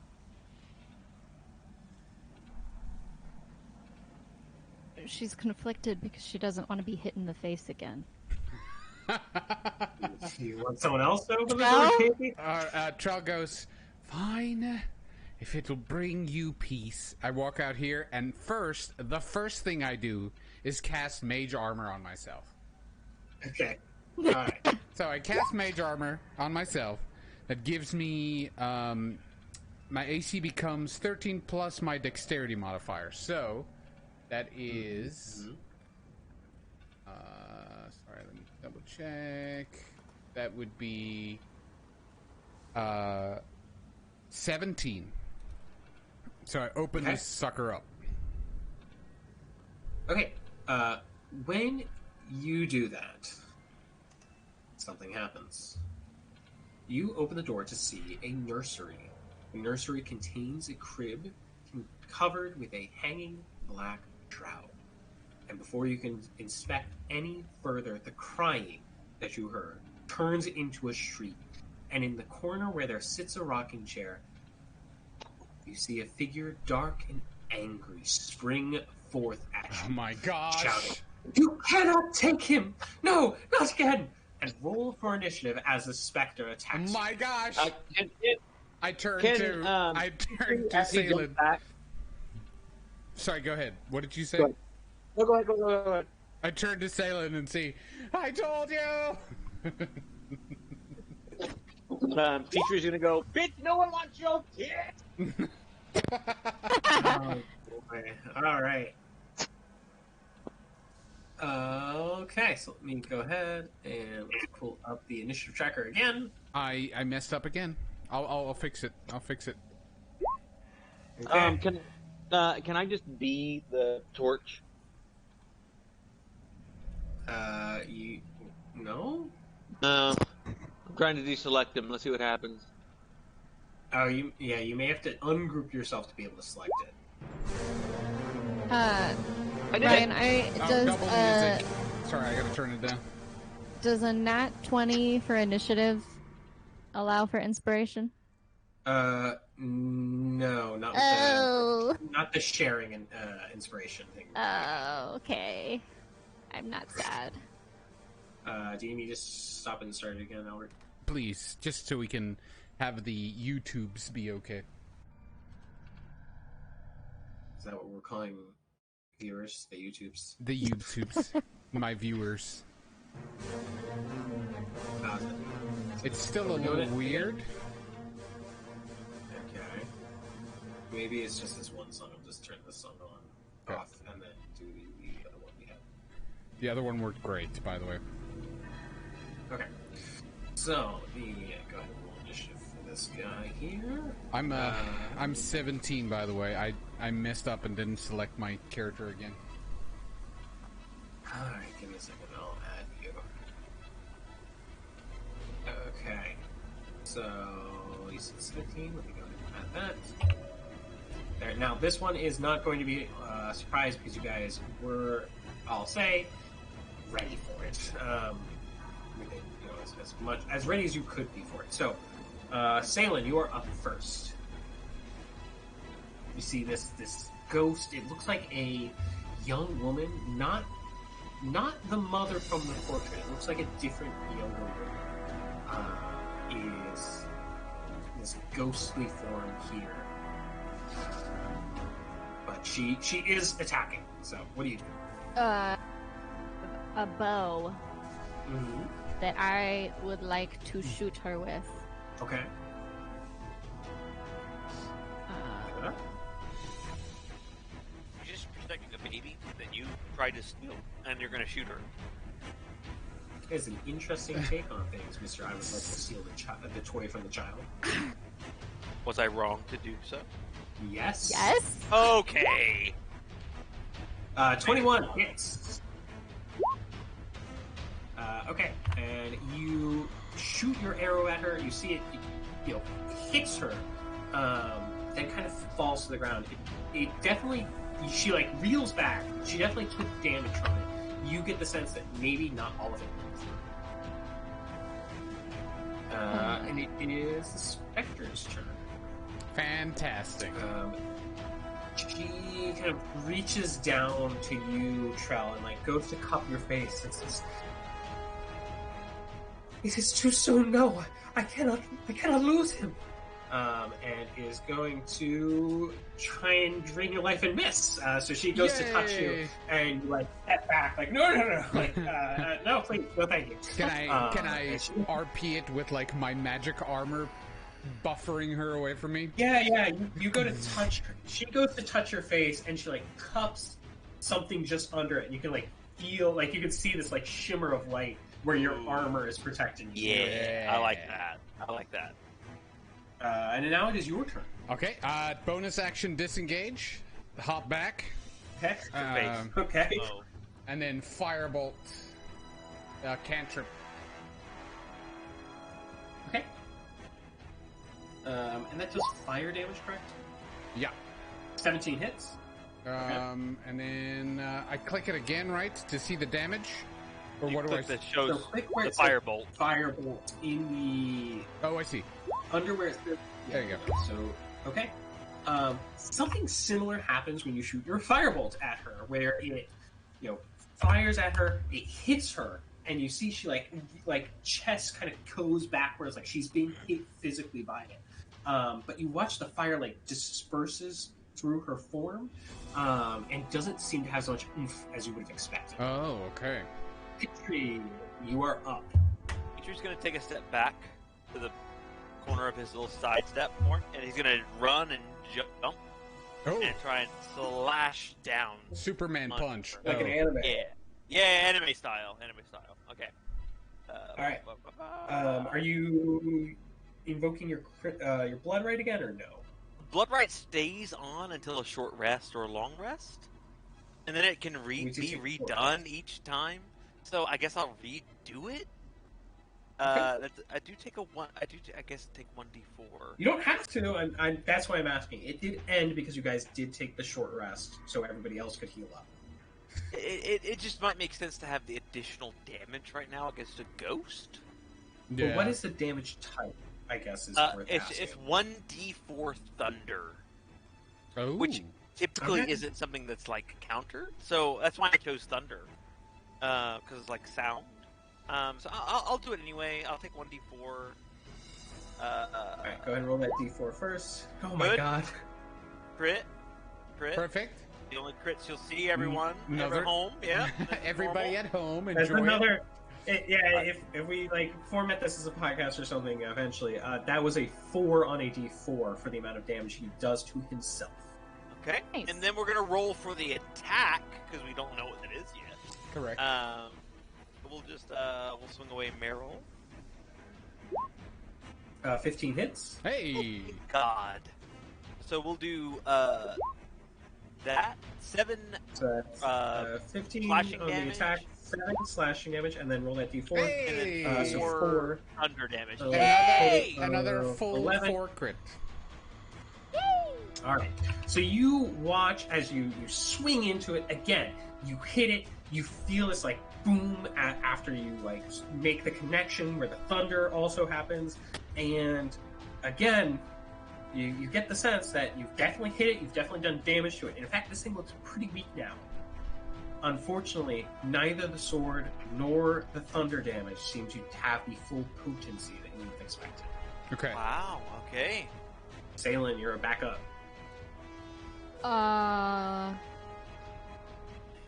I'm gonna try something that probably won't matter anyway, but Okay. I'm not getting close to it because I Uh-huh. got punched in the face already, and I'm not happy. I'm going to pull out one of my silver-tipped Say arrows. Ooh, Okay. smart. Both. Great. I'm having war flashbacks to when Pim was 1 HP Yeah, and murdered a man during the first session. See, in our last campaign, in our first session, the very first attack was against Teagan course. and crit, and brought her down to 1 HP because they did last campaign started at first level. So we did start at second level explicitly because of that. So And so I, in return, headbutted and murdered. Wow. yes, you did. And murdered. She You exploded did in kill his the head. person back. So all right. Pim is a cleric, by the way. That's a very priestly thing to do. Yeah. Explode someone's head with your head. I will shoot a silver-tipped arrow at her. Okay. I'll just step out of the way, I guess. You're short enough. It'll Wait, just don't go forget over your it. head. No, I'll be an ass. as you are arguing back and forth with Petrie about this, you go to aim. Don't be an ass. Yeah, and miss. You watch the silvered arrow goes wide. I will say you can recover this one silver arrow in this one instance. As it goes wide, it doesn't hit the Spectre at all. It is the Spectre's turn, and it is going to try to attack Petrie. Oh, it's not. Says, "Stay out of here! You don't belong here!" She's protecting a baby. Why are we here? She's so sad. But Petrie, Saelihn wanted to go in there, so hey, here we hold are. on. I can fix this. I can fix it. Ready? Wait. Petrie. Can I close this door? There we go. No, Okay. that doesn't do it. Okay, opening the door. You go to close the door, and the hand just reaches through the door. I love that. So, go ahead and roll a Constitution saving throw. Oh, no. Crit. Hey! Okay. That's good. Good news. It does 14 necrotic damage to you. Oh! Dead. But, Oh, I have because resistant you to roll- necrotic damage. oh, even better. Okay, so let me read out everything that goes on here. It does 14 necrotic damage to you. You only take 7. Oh, that's great. You pass the Constitution save, which means that your hit point maximum is not reduced by that 7 that you take. Oh, Additionally, if you had been reduced to 0 by this, you would be instantly full dead. Oh. Okay, well, I'm glad I have resistance to necrotic. Well, you passed on the con save, so you would have been fine anyway. But yeah, it could have reduced your health to Holy essentially 0 max health, at which point you die. Trel, you're Hi, up. everyone. Okay. I'm going to do I see my family again. I don't want Go to. ahead. Oh, I'm gonna use all my spells at this point. I didn't use my Arcana recovery. So let me just do another firebolt. It sounded like she was weak last time, so actually no, magic missile would be better. I'm just gonna fire magic missile. Would be better. All right. Yeah. 1, 3, 2, Oh, 3. 3, 5. So that is a total of 11 damage. 11. Alaric, she had 9 health left. Oh, thank goodness! Yes. So you shoot 3 bolts at her. And My- you watch these force. Oh, go on. Sorry. Sorry, just to RP. My glove's orb like flares up, and just the missiles start firing from it like a repulsor beam of Iron Man or something, and it just shoots the daggers. And that's it. That's all I got to say about that. Right. I stomp on her ashes. My little trophy. Yeah. You watch this. You like Rub it in. You begin Rubbing it stepping in. on this poor woman As she who's crying cries out. about her child, you stomp on her face. That doesn't seem like a good thing to do. I'm chaotic neutral, not good. Please do not take him from. And then fade. I bet. So, baby. Petrie, as you Baby, step yeah. into the room, you do see the crib here. You see it has, like I said, there's a black shroud hanging over it. I reached through it.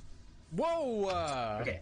Upon parting the shroud, you see a tightly wrapped, baby-sized bundle lying in the crib. The sound of crying seems to emanate from it, and when you go to grab it, you touch the blanket, and dust. Oh. So this baby is broken. Take 5 points of sanity There it is. damage now. Did you kill the child? There was no baby here. Actually, yes. This is a good time to remember that mechanic we talked about in session 0. You are going to take a Oh. point of stress. Oh yeah, I will. Yeah. Everyone or just him? Everybody give me a wisdom save. I didn't even want to go into this stupid room. I didn't even want to do this dungeon anymore. I quit. You I'm said doing you this. said a Four word. does 4 work. No, a 3 Oh my definitely God. doesn't work. So Teagan, 4 for Petrie, a 3 for Trel. 2. 2. I thought I had Two. something Two. that gave me. Plus 1. So you Then should two. roll Two. one and we're good. I don't know. Two. Two. Roll. Oh. Ah! We're Hey, all 4 plus massively- 3. So, Great. so that's and that is a 7 for Saelihn. So, Trel, Saelihn, each of you guys take 1 point of sanity damage. Petrie, because you were there and you touched it, you take 2 points of sanity damage. Now- Again, stress. You take 2 points of stress. We'll just record this Do I somewhere. take that as regular damage, or do I take 2 yeah. stress? There's you take 2 stress points. So this is not damage. It is just something you should be keeping track of. There's a place on the Roll20 where you can add other resources. I would recommend adding it there. It's right underneath Albert the short and rest Decker and long treat rest well. buttons. I already did Okay, it. thank you. Wait, short lesson. Oh, I see. Just the name.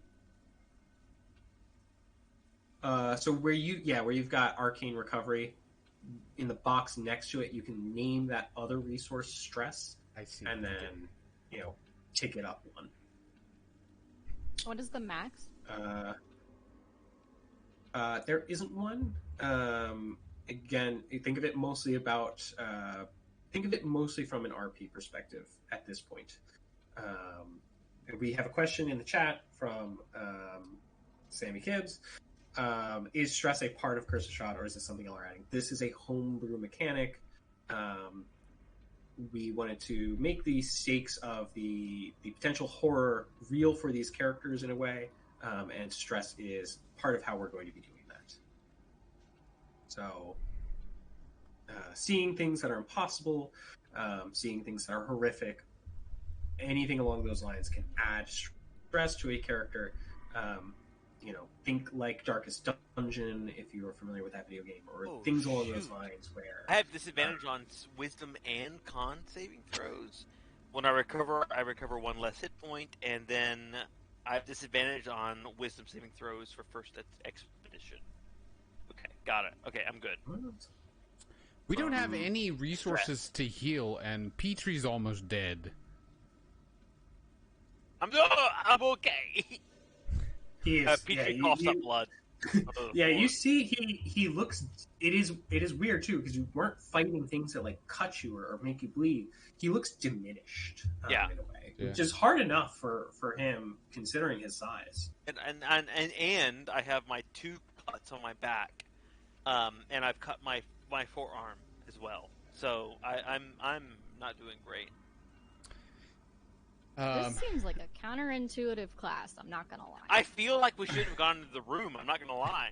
Trel says, perhaps in the future we'll avoid crying women behind closed doors? It sounded like a child. Petrie will go... Well, someone inhaled a child, and then I go in that's here. blood. I try to protect you. Saelihn and I died for it. Don't talk shit about me. She'll pat his head. Petrie will remember this, so go ahead. I guess onwards and upwards. As I say, are you just gonna keep pressing on it? Let's go up, yeah. Are you gonna die, Petrie is fucked Petrie? up, but Maybe. Do you At want to? least- Do at you least want to people rest will up? Laugh at me. Yeah, I'm good at rest. I think I have I'm gonna put this on. As I say, I'll put this on the table right now. I will kill this bird. I think. Oh, I'm good with that too. But I think I did. 2. Yes. If you guys take a short rest, you can restore 2d10. And that's plus 2, 3 with my constitution. It seems extreme. You could also consider a long rest at this point. I don't know where you would think to do this, but you could. There is a nice little There's bed a right bed there. right here that our 3 people could fit in. Or Well, 2. no, I actually don't have to sleep. Yeah, same. I can trance. Just meditate in the corner. And all I will be asleep right here. Wait, are we actually taking a long rest? Don't forget, a long rest is 8 hours. Yeah, that's a long time. But as far as you know, you've been lured in here because of this child, and the child Doesn't exist. either doesn't exist or is is there something else going on here? I don't think time matters here. I'm good with taking a long Now, rest. I will also say, maybe consider not doing it in the rooms all the way up at the top where there's like all sorts of dust, and there have been 2 different encounters when the lower floors did seem much more peaceful. But it's your choice. No, that's smart. I'll go downstairs and go to sleep. I'll go to the first floor. You're just gonna go to sleep in the main hall. You just like go down to the first floor, roll your mat out, and just pass out. Just go to bed. Look, I'll move you guys all down to the first floor. Okay. And then I guess I recover my spells, right? The usage if we're in the long rest. Okay. Yeah, I'm gonna give you guys a moment. We just replan. Go ahead. I was gonna say you guys, I guess, kind of camp out in this first floor. So, just describe that to me and to the audience. What does this look like as you guys are looking to basically spend the night in the middle of this like hall here? Petrie hops over to the hearth right here, and he hops up onto like the top corner of the hearth itself, and puts his beak behind his head and just falls asleep. Trel, since he's a conjuration mage, creates basically a small desk. That it's just a tiny little desk that glows slightly because of its magical nature, and starts laying out some paperwork on it as he's tracing magic and memorizing spells and stuff. And he sits kind of cross-legged with his legs underneath this mini desk that he spawned.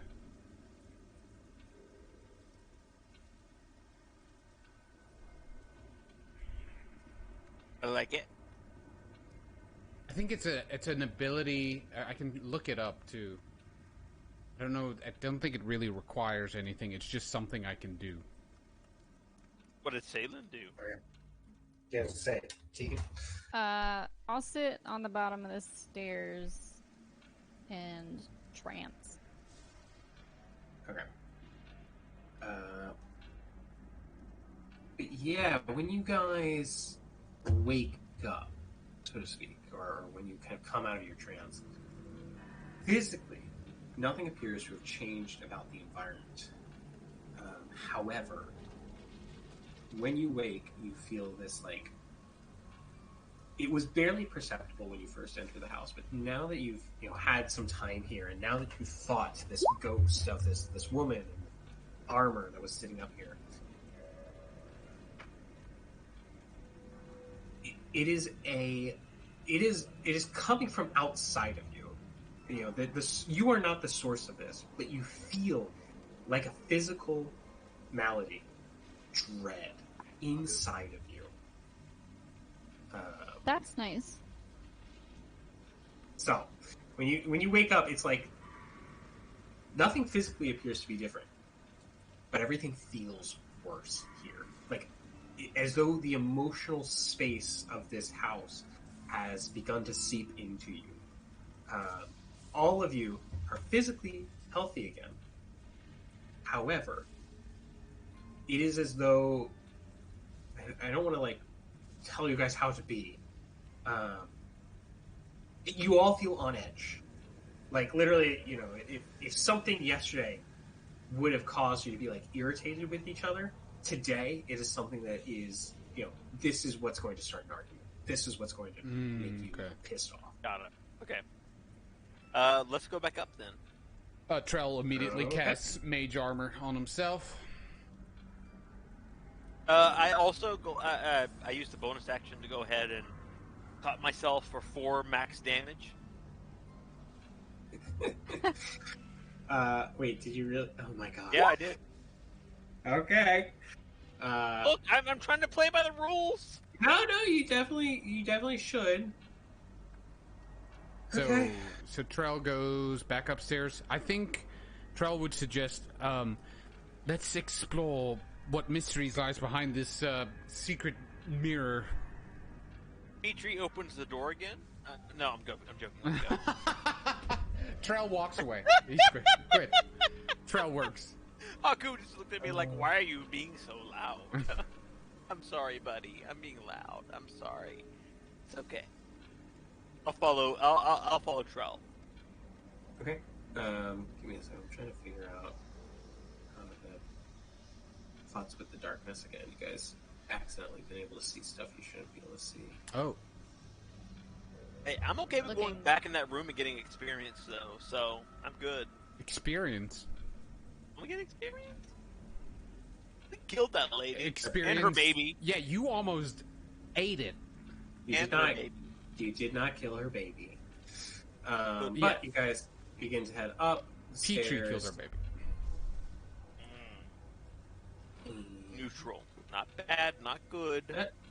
Charlie, I was going to move you. Don't move yourself. Though, Got you. killing babies is arguably bad. I I go up. don't think that's arguable. Okay? I go up to the top and I press on the door. Or actually, no. I open the door. Oh, hi, Mark. Okay. You should be able to open it. This door should be unlocked. So as you step up, you find this hall is barren, but choked in dust and cobwebs. In the eastern wall, there are 2 doors as well as a window. So the window is kind of directly across from you as you enter in, and you can see 2 doors kind of next to each other.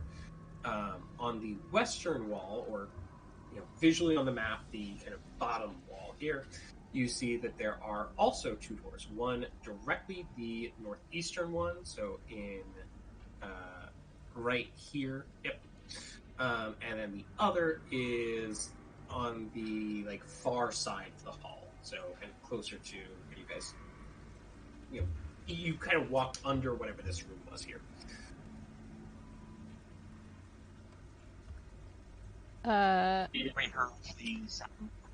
Perception check. I'm gonna do a perception check if that's okay.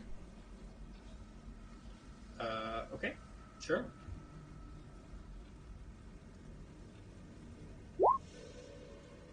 I don't know why I rolled with advantage. Sorry, so it's 13. Okay. Yeah, it doesn't. You don't hear anything odd. All seems fine up here. And there's no magic that we can sense. No, you don't sense anything. Not in this hallway, certainly.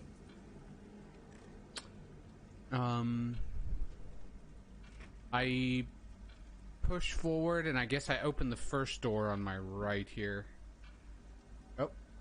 Okay, as you go to open this door, you find that it is locked. Oh, I clicked on it, and a little lock appeared. That was cool. Feel the handle.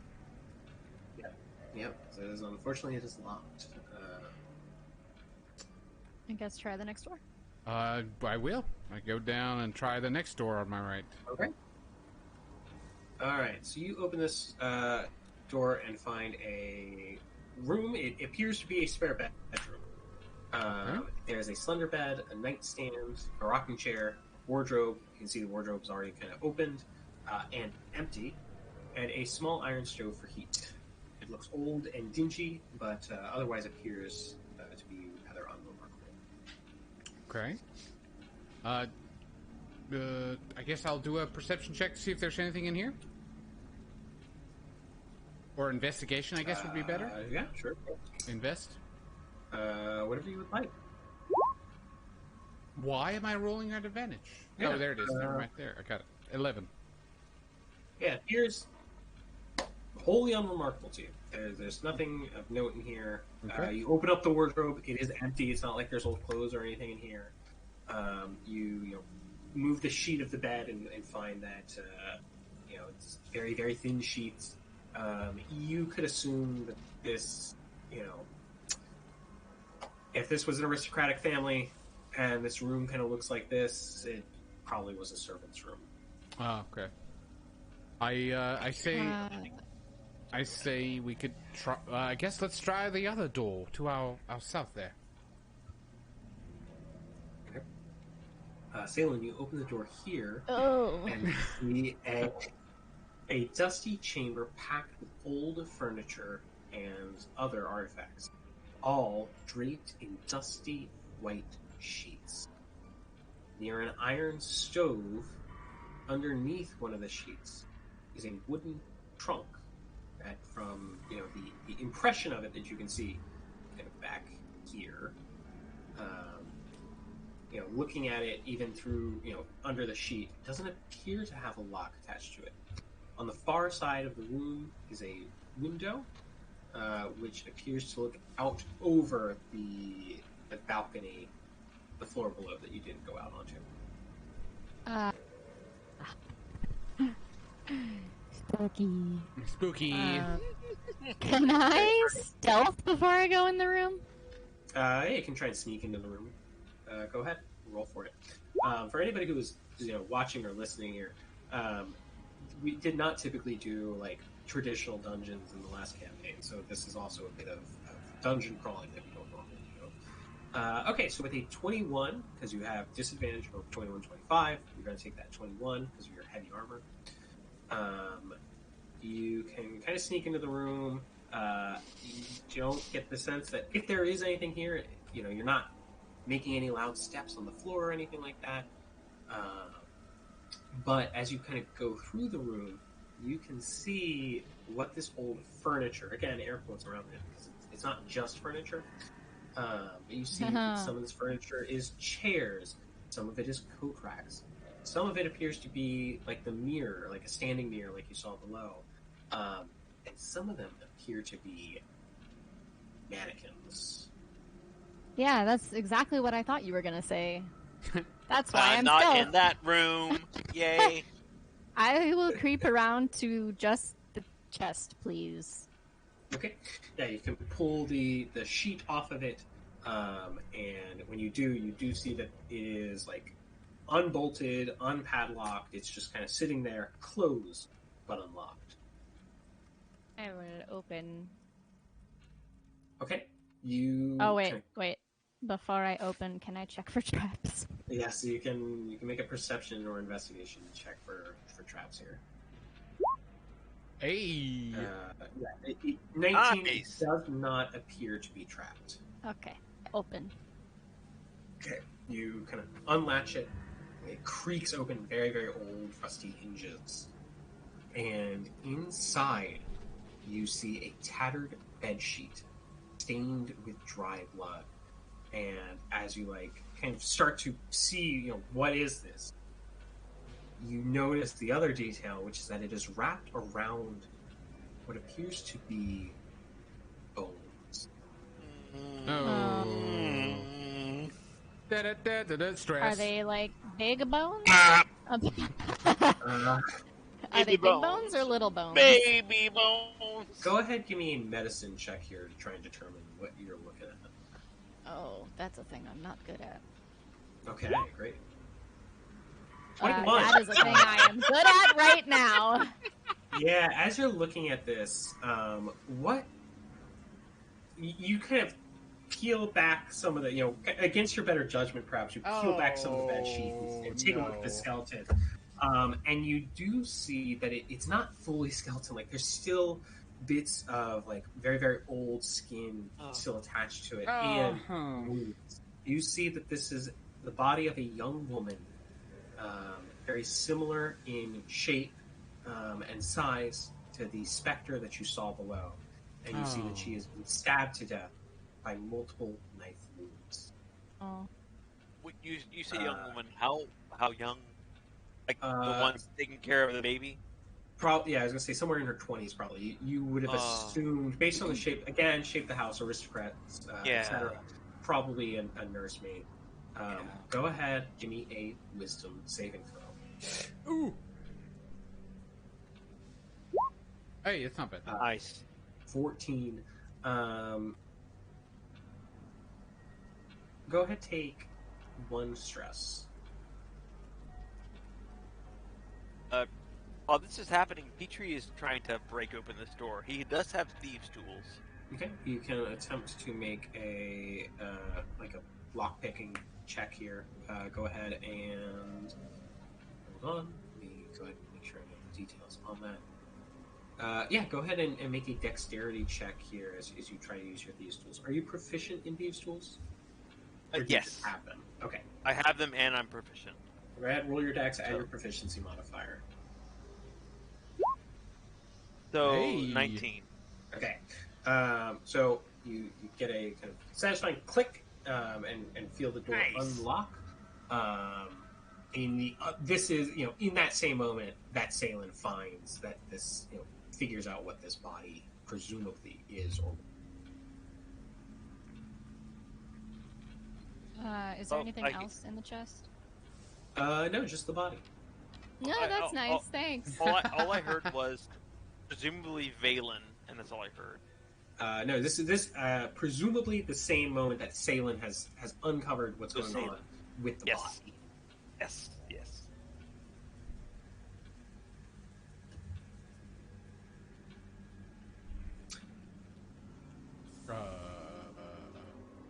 I'm good to open the door if it's an option. Yeah, I mean, Saelihn, do you say anything to them? Do you come back out? Like, you just hanging out in there? What's your reaction to this? Shock. I mean, she was a mercenary, so it's not like she's not seen Horrible body. things. She would probably wrap them back up, and even though she's not really religious, her people follow the Raven Queen, so she would at least say like a nice blessing over the bones before checking that there's no more chests in the room. Question mark. Yeah. You don't find there's nothing else of particular interest in here. Just the body of a young woman. Yeah, harp on me, but not the ranger trying to get money from the dead baby. Excuse Okay. me, I already harped on Okay. the ranger opening the door I to wasn't the... looking for crying money. I was woman. looking for a key, but Looking for a key inside of a baby? I don't see what the problem is. oh my god. I'll come back out of the room. Okay. Do you say anything? You just like don't go in there. It's chill. Like what? There's nothing in there. Okay. Oh, Close shit. the door behind Okay. you. Petrie won't read into that, just so you know. She looks a little more stressed, but she says there's nothing in there. Petrie does not notice that. He just keeps working on the lock. Yeah, and like I said, you hear a click. It has unlocked. Also, I have been notified by one of our viewers. I do want to clarify. Anytime that Blake or Peachtree, the mechanics of the Blood Hunter class, anytime that they are doing something right. to they have a thing called I believe it's a Blood Rite or a Crimson Rite or something. Yeah, so I can. Yeah, go ahead and describe it so that we Yeah, don't think so- you're just being self-harmed. Yeah, the way it works is blood hunters use power in their actual blood, ancestral power. So it can't be countered by most acts of magic. But what Petrie's doing is he's cutting himself and then using the blood from his own body to coat his blade, and then imbue it with a certain power. Right now, that power is thunder power. So the blood, it doesn't really hurt him. Because if you look at his back, there are tons of little scars on his back where he's done this. It doesn't really hurt him, but it just imbues his blade with enough blood, just a tiny bit of blood, that it can then cause thunder damage. So it's not actually really hurting him. It's just causing a bit of damage to do it. Yeah, it's causing a bit of damage to do additional damage. Perennially, so even if we don't do a long rest or a short rest, I'll keep doing that damage. So typically, it's a lot more impactful for the damage that gets done to me. But since we're doing short rests and long rests a little closer together, it seems a bit more intense right now. All right. So anyway, I just wanted to clarify that real quick before we go any further. Okay. Yes. But Yes, you've unlocked the door here. Open it. Can I open it? What? Yeah. I'm gonna step in. Okay, you open this door corpses. and find. Maybe take a step back to just inside the door. Right here. This room contains a bricked up window flanked by 2 dusty wood framed beds sized for children. Closer to the door is a toy chest with windmills painted on its sides and a dollhouse that is a perfect replica of the dreary edifice in which you stand. These furnishings are draped in cobwebs. Lying in the middle of the floor are 2 small skeletons, wearing tattered but familiar clothing. The smaller of the 2 cradles a stuffed doll that you also recognize. Is it Blinksy? I will pick up Blinksy. Hold on. When you do that, we need to see if something happens. Stress. No. Stress. You pick up the dollhouse, or you pick up the doll, and nothing happens mechanically. Oh, that's a great sign. Okay.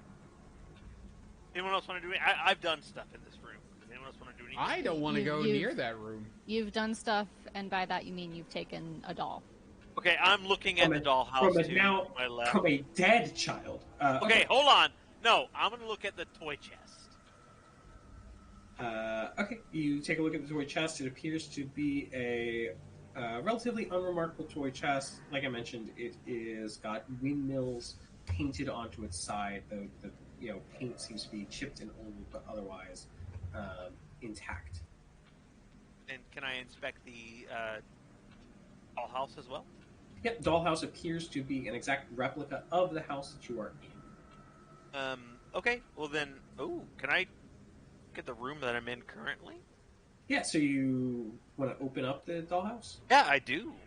Okay, when you do that, you watch as kind of out of the periphery of your vision, 2 figures fade into sight. They aren't important. Okay.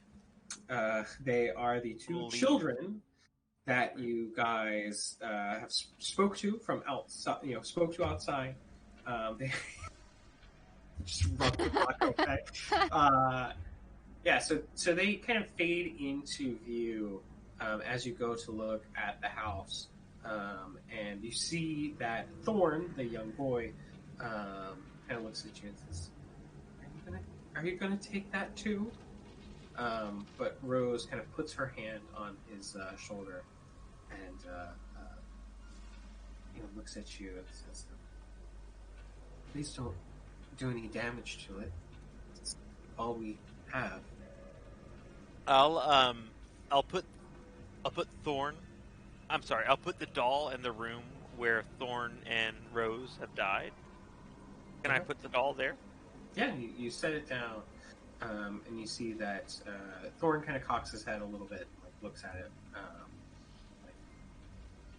Yeah, that's a good place for it, I guess. And then can I close the house back? Sure. Rose looks at you and says, "I'm sorry we tricked you. I don't remember how we got out there." And Petrie say something. Can you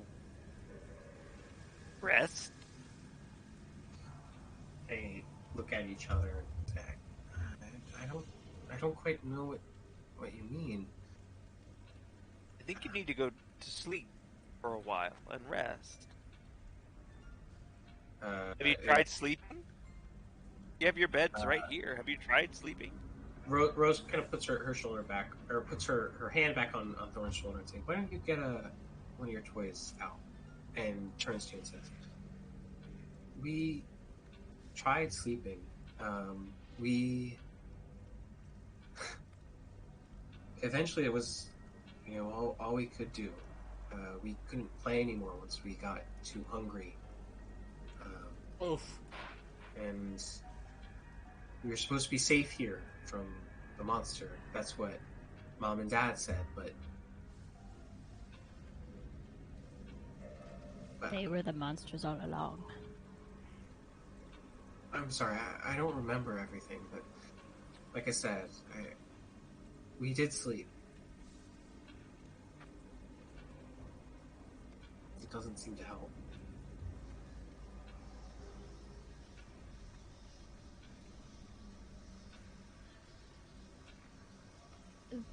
Petrie? Say, guys. Peter Sorry, What else would he dies of sadness. Oh, Yeah. I don't know what else he would suggest.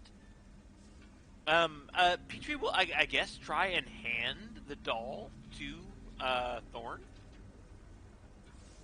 If the doll is in my hand, he doesn't have the doll. In his hand. he takes it, and you see he starts to like play with it. You know, he kind of dances it around a little bit. I'm gonna back out and close the door. Please don't leave me. Oh! Okay, we're gonna stay here, kids.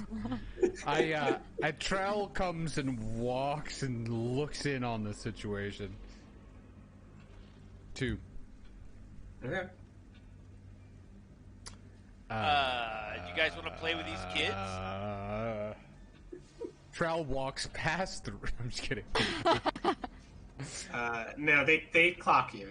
Did you fight the monster yet? We fought several monsters. What monster do you speak of, child? The one in the basement. Oh, The big one. oh. Well, tell me what you know of this monster. Again, Rose takes charge here and says, I don't know everything about it, but I know Mom and Dad were scared of it. But they made it really hard to get into the basement. You had to go. There's a secret door in the attic up here to get down there. Do you know where this door is, child? She points to the dollhouse and says, "There's a secret door." Go ahead and give the dollhouse a perception check, and you have advantage. Advantage on the perception check, okay. Do I do it, or does Peach do it? Whoever's looking at the dollhouse can do it. I guess we're both looking at it. So advantage on this one. That's a 19. 19.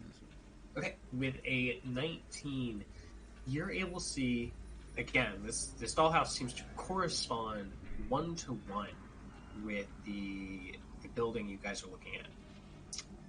And you see that in the room that Teagan was just in, or that Saelihn was just in, right here in that kind of northern corner, or sorry, eastern, corner,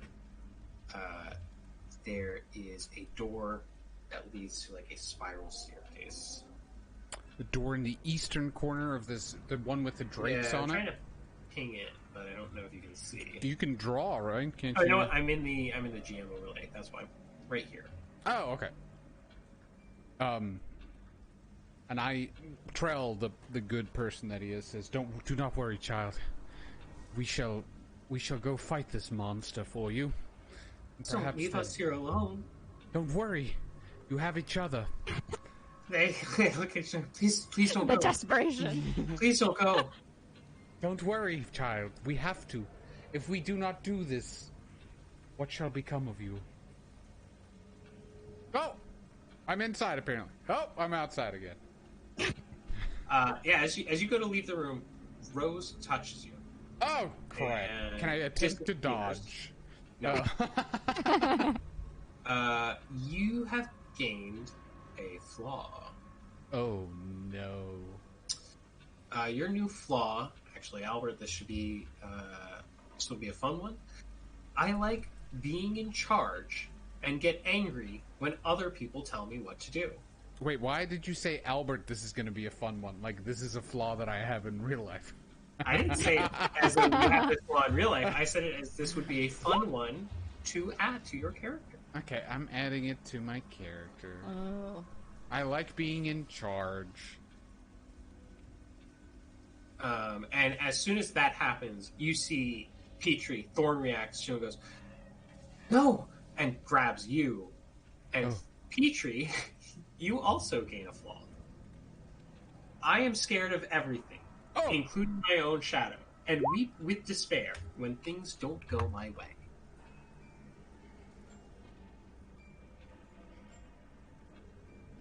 Oh no. Are these permanent?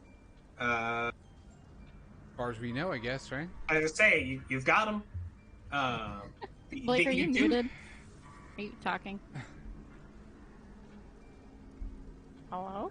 Hello?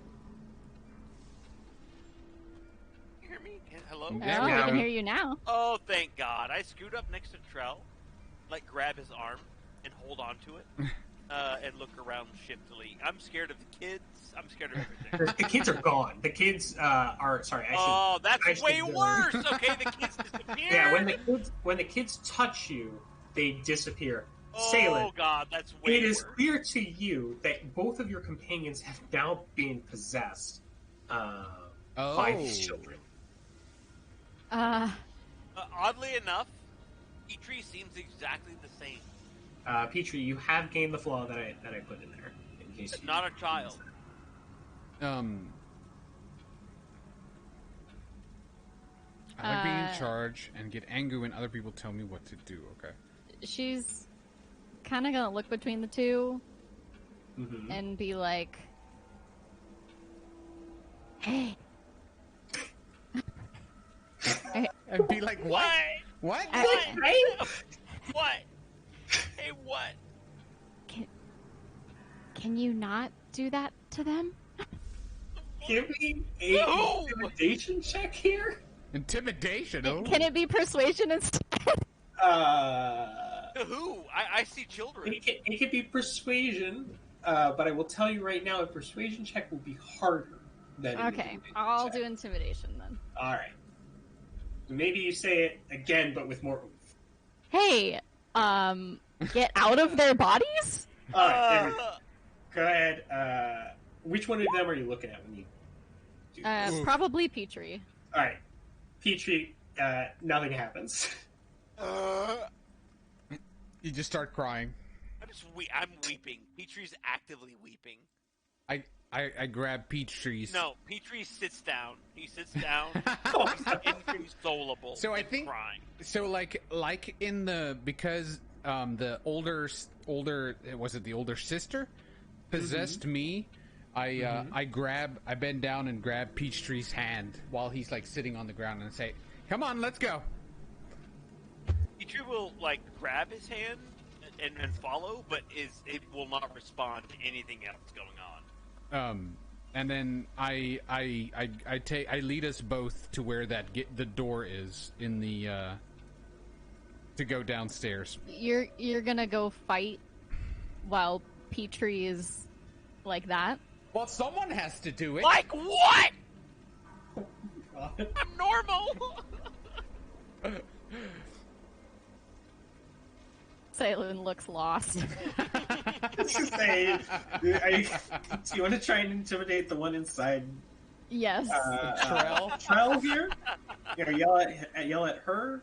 Okay, Yeah. go ahead and do that. And what do you say? Okay, we'll do it right before I leave, I guess. Or as you're trying to walk past her. Right.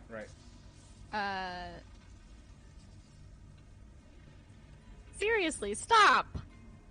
Okay, that's I don't know. You convinced me. No, go ahead. No, At stop. 15.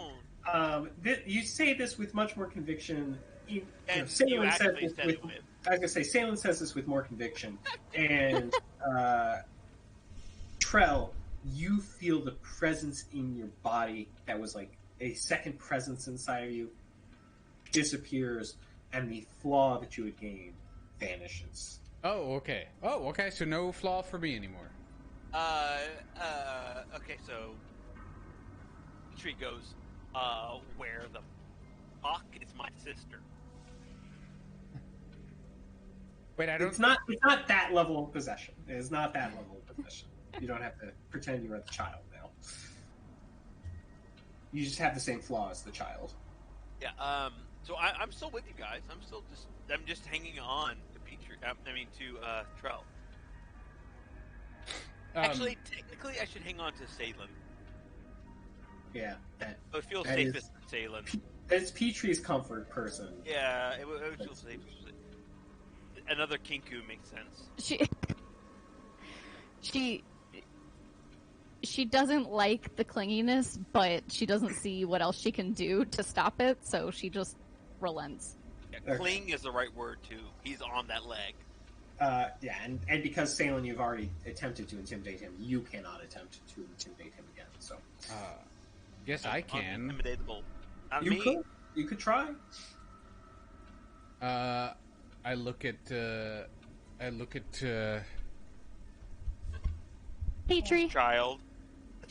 Yeah, I look at Petrie and I cast light right below my face, like it's like a flashlight to below my face, and I say, "Leave."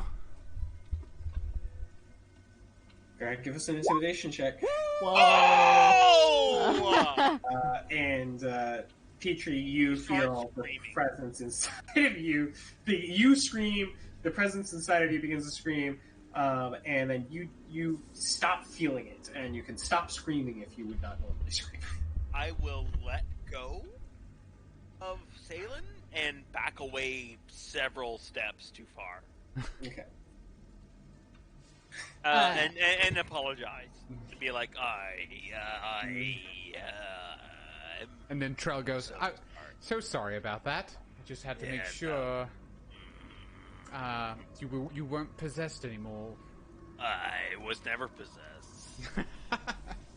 Saelihn rolls her eyes. I wanted to do that. And now I look at Saelihn as well, and I say, now it seems that the root of the problem is, ironically, in the basement of this home. This appears to be the only passage down, and I think that perhaps it is our next stop, unless you think there's some other weakness we could attain for fighting this beast in the basement. Petrie goes, of course this is the only way down, and charges his way towards the stairs. Oh, I don't want to say anything, but you guys did explore exactly, let's see, 1, 2... Yeah, I was going to say, there's one more room. 3, 4, 5... Right here, right? 5 rooms total in the whole house. But there's stuff on other floors that you guys have completely ignored. The problem is, if we explore those rooms, we're all going to gain more stress. or something negative so severe that it's going to cause us a detriment. You're really assuming that there's nothing beneficial in it. Yes, I am, because okay. Let's take track. Everything so far has been so beneficial. Nothing has been. Okay. We haven't been in. Go ahead. Let's clarify what's happened, just to make sure that we're all understanding what happened. You guys walked in to this place that on the first floor seems kind of very pristine, very nice. Immediately charged up to the 3rd floor where everything was dusty and cobwebbed, and there was an animated suit of armor that attacked you. You then walked into the next room, immediately triggered a ghost, killed the ghost, found out that its baby was already dead, found a secret door, went up to the attic, scared a bunch of dead kids, found the body of the woman of the ghost that you killed. Let's go downstairs. And then found another secret door. Yeah, I feel like the reason we were in the house was to save a child, and the child doesn't exist anymore. Let's go kill them kids. Let's go to the basement. Wait, the basement's this way. We're not killing any kids. We don't know that. Let's go to the basement. Yeah, we do know that. You don't know that. Maybe we evil. do, because maybe they're evil. Because we're metagaming. The stress is getting to our characters. You're also not killing the kids because the kids are already dead. They're dead. Okay, well then, okay. That is, if you guys did not realize, that is their bones inside. Blinksy is mine. Well, you left Blinksy in there. No, Blinksy's mine. We'll go back and take Blinksy. Yeah, I'm totally fine with exploring more rooms. There might be something beneficial, but it really has been negative so far. Like in all seriousness. So I mean, I'm fine with us exploring more and looking more into what happened here. So. There's a little door right here. Let's see what happens down here. Yeah. I'll Trel walks to the door and opens it up. All right. This door is unlocked. I don't want to railroad you guys into, I don't know, exploring the place that you're in, but oh no! What could there be here? This dust-choked room contains a slender bed, a nightstand, a small iron stove, a writing desk with a stool, a wardrobe, and a rocking chair. A smiling doll in a lacy yellow dress sits in the northern window box, cobwebs draping it like a wedding veil. I go directly towards it. I would like to set it on fire. Yeah, you see it is... Yeah, I think that's it. Yeah, you see that it is... No, sorry, it's right here. Oh, okay. There, I'm not near it then. I went the other way. Got a stitched on smile. It's got it's got little buttons as eyes, and has a very, very wide grin. As far as dolls go, not great. Definitely on a scale of 0 to creepy. It's definitely creepy. It's no Blinksy, I'll tell you that. Yeah. It is not like the doll that Thorn had. It has that sensation of one of those dolls that's a little bit too... Actually, it's definitely more like one of those dolls that is a little bit too porcelain, a little bit too... You can, it feels as though it is watching you. I'd like to do an Arcana check. Okay. Go ahead.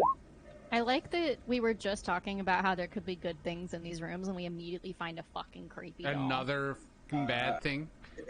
It's not bad, and with an 11, by all accounts, it is non-magical. Okay. It is unsettling, but it's not magical. Probably not cursed. Okay. I guess we can search the room to see if there's anything here. Yeah, you find a small iron key. Hey. That is got a string attached to it, and then a little piece of paper. It is written library key. Library key. Okay, I'll mark that down.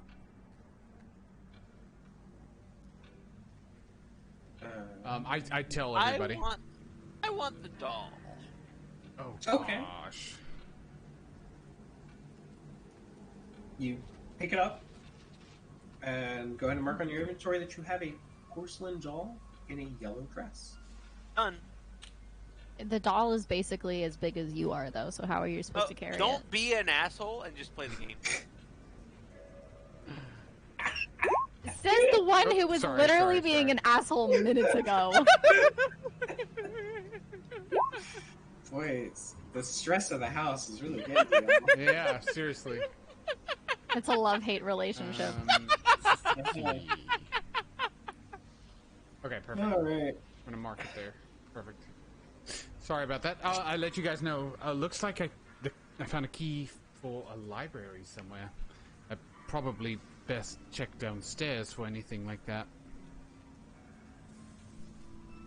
So we're not going to the basement. The basement seems daunting at this point in time. I feel like maybe a jaunt around the home may shed some light to what's going on. I feel like walking around the house some more might appease the DM. As long as we don't take a gauntlet to the face or anything. Less irritable, maybe. All right, do you want to go down one? I asked Saelihn, what would you like to do? Shall we not go to the basement right now? Saelihn looks ready to be done with this place, but she's also not a leader. So if you don't want to go to the basement, she will follow. Okay. I say let's go look for this library. There's got to be a reason why this has happened the way that it has. Right. So Trel wants to find out what happened here. All right, Trel, stop moving yourself so I can move you down. My mistake. One floor. No, it's all good. I don't want to grab the door. Hold on. Grab. There we go. The three of you. I've moved you down to the 3rd floor now. So, I've just put you back in the nursemaid's room. Again, now that you know a little bit more, I'm curious if you guys have any thoughts about what the story of this house may have been. Seems like the mother might have killed the baby because she was upset. Maybe he was a bastard or something. That's what I was thinking. Or at the very least, the mother in the portrait was not actually the mother of the baby. Oh, because the nursemaid got stabbed. Yeah, that's what I was thinking, bastard, yeah. Yeah. Interesting. Okay. I was going to say, since the... Yeah, that does make sense, doesn't it? Yeah, but what's your theory?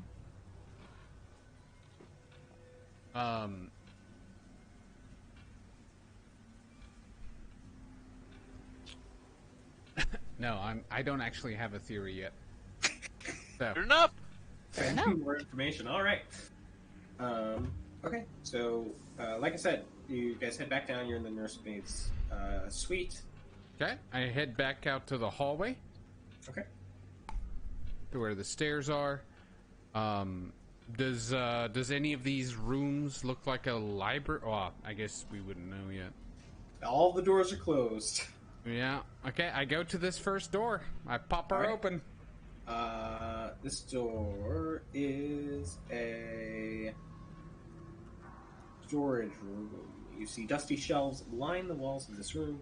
A few of the shelves have folded sheets, blankets, and old bars of soap on them. A cobweb-covered broom leans against the far wall. Otherwise, the room appears unrun. Nothing in here, at a glance, appears to be something that you could, potentially salvage for any sort of arcane stuff. It truly appears to be like a dusty old storage closet. Okay. Down we go. Check here. Well, should we check these doors? Oh, yeah. Just in case it's a library, but I mean, who knows? I'll Get on my character. Go ahead. Okay. So, Trel, you open this door in the eastern part of the building and see that there is a double door. Sorry, the double doors leading into this room have dusty panes of stained glass set into them. Ooh. The stained glass is designed to resemble window.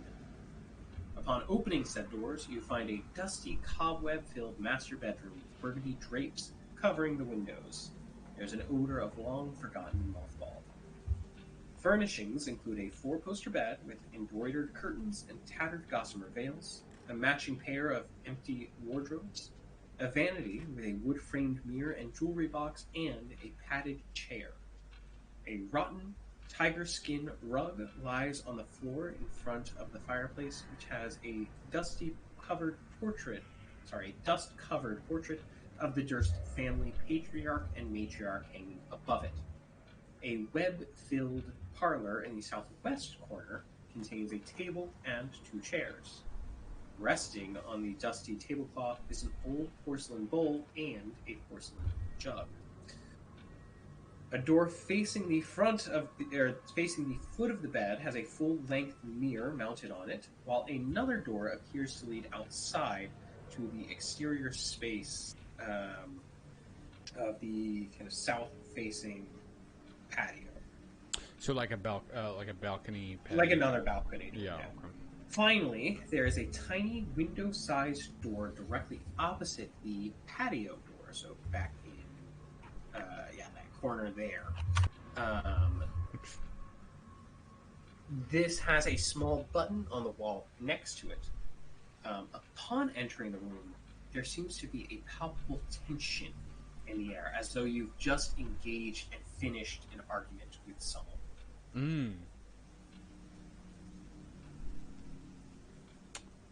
Okay.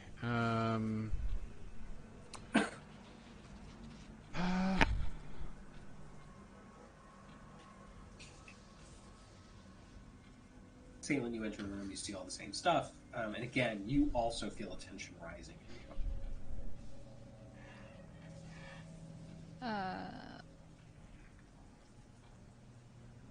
you. Did you say the tension was in a particular area of the room? Just upon entering it, you feel as though you've just... This might be familiar to you as a player right now. It feels as though you've just engaged in an argument with someone. Like, once you cross the threshold. Wow, this makes their theory, Blake and Teagan's theory, more valid in my mind, too. Which one? The one that the mother has just fought with the dad in the master bedroom, and I check the closet here behind the full-length mirror. Yeah, go ahead and open it up. It is just a dust-choked, empty closet. Okay. Saelihn, what's your passive perception? 14. Okay, and Trel, what's yours? Perception is 11. Okay. 13 So, for me. okay, I see that you're still... I don't know if it's intentional or not. Petrie, you are still in the nursemaids. No, that was intentional. Okay. Then you don't... Your passive perception, you're not going to see anything in their room. Saelihn, when you walk in, you do notice out of the corner of your eye something glint from the vanity with the wood-framed mirror and jewelry box. This over here?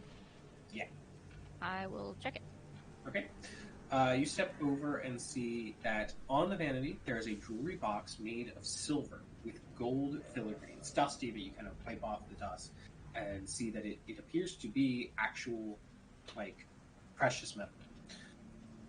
And it is it's got like a little latch. It does not appear to be locked.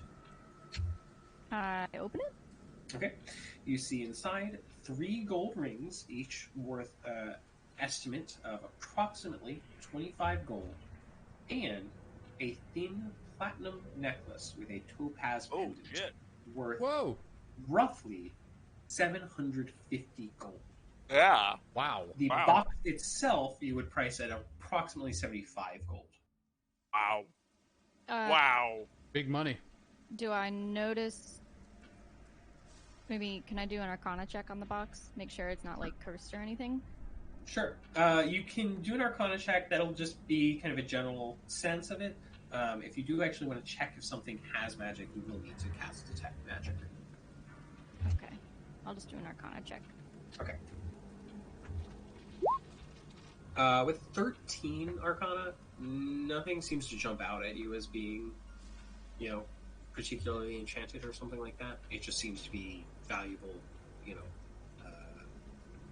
precious stuff.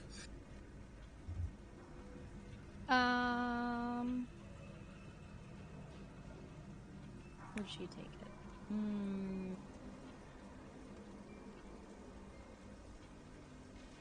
Yeah, she'd take it.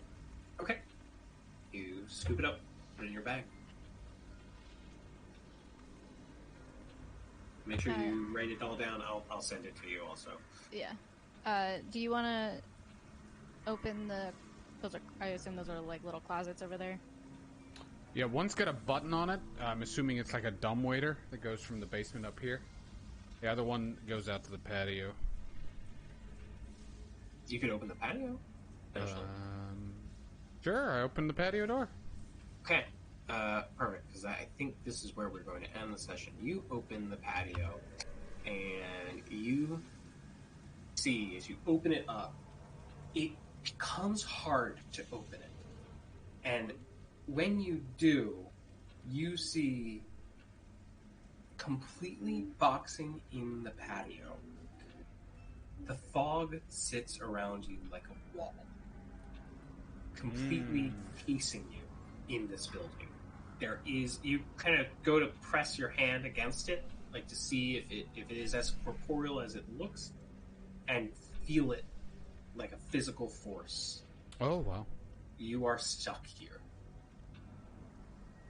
Here, And that's where we're going to end the session. Ooh. Love it. Yeah. Fun. Foggy, That was a fleshy great wall. procession. Yeah, that was Yeah. Yeah, got a lot done. Almost died several times. good. Yeah, you know, that seems to be a trend with us. I gotta kill that bird. All right. Yes.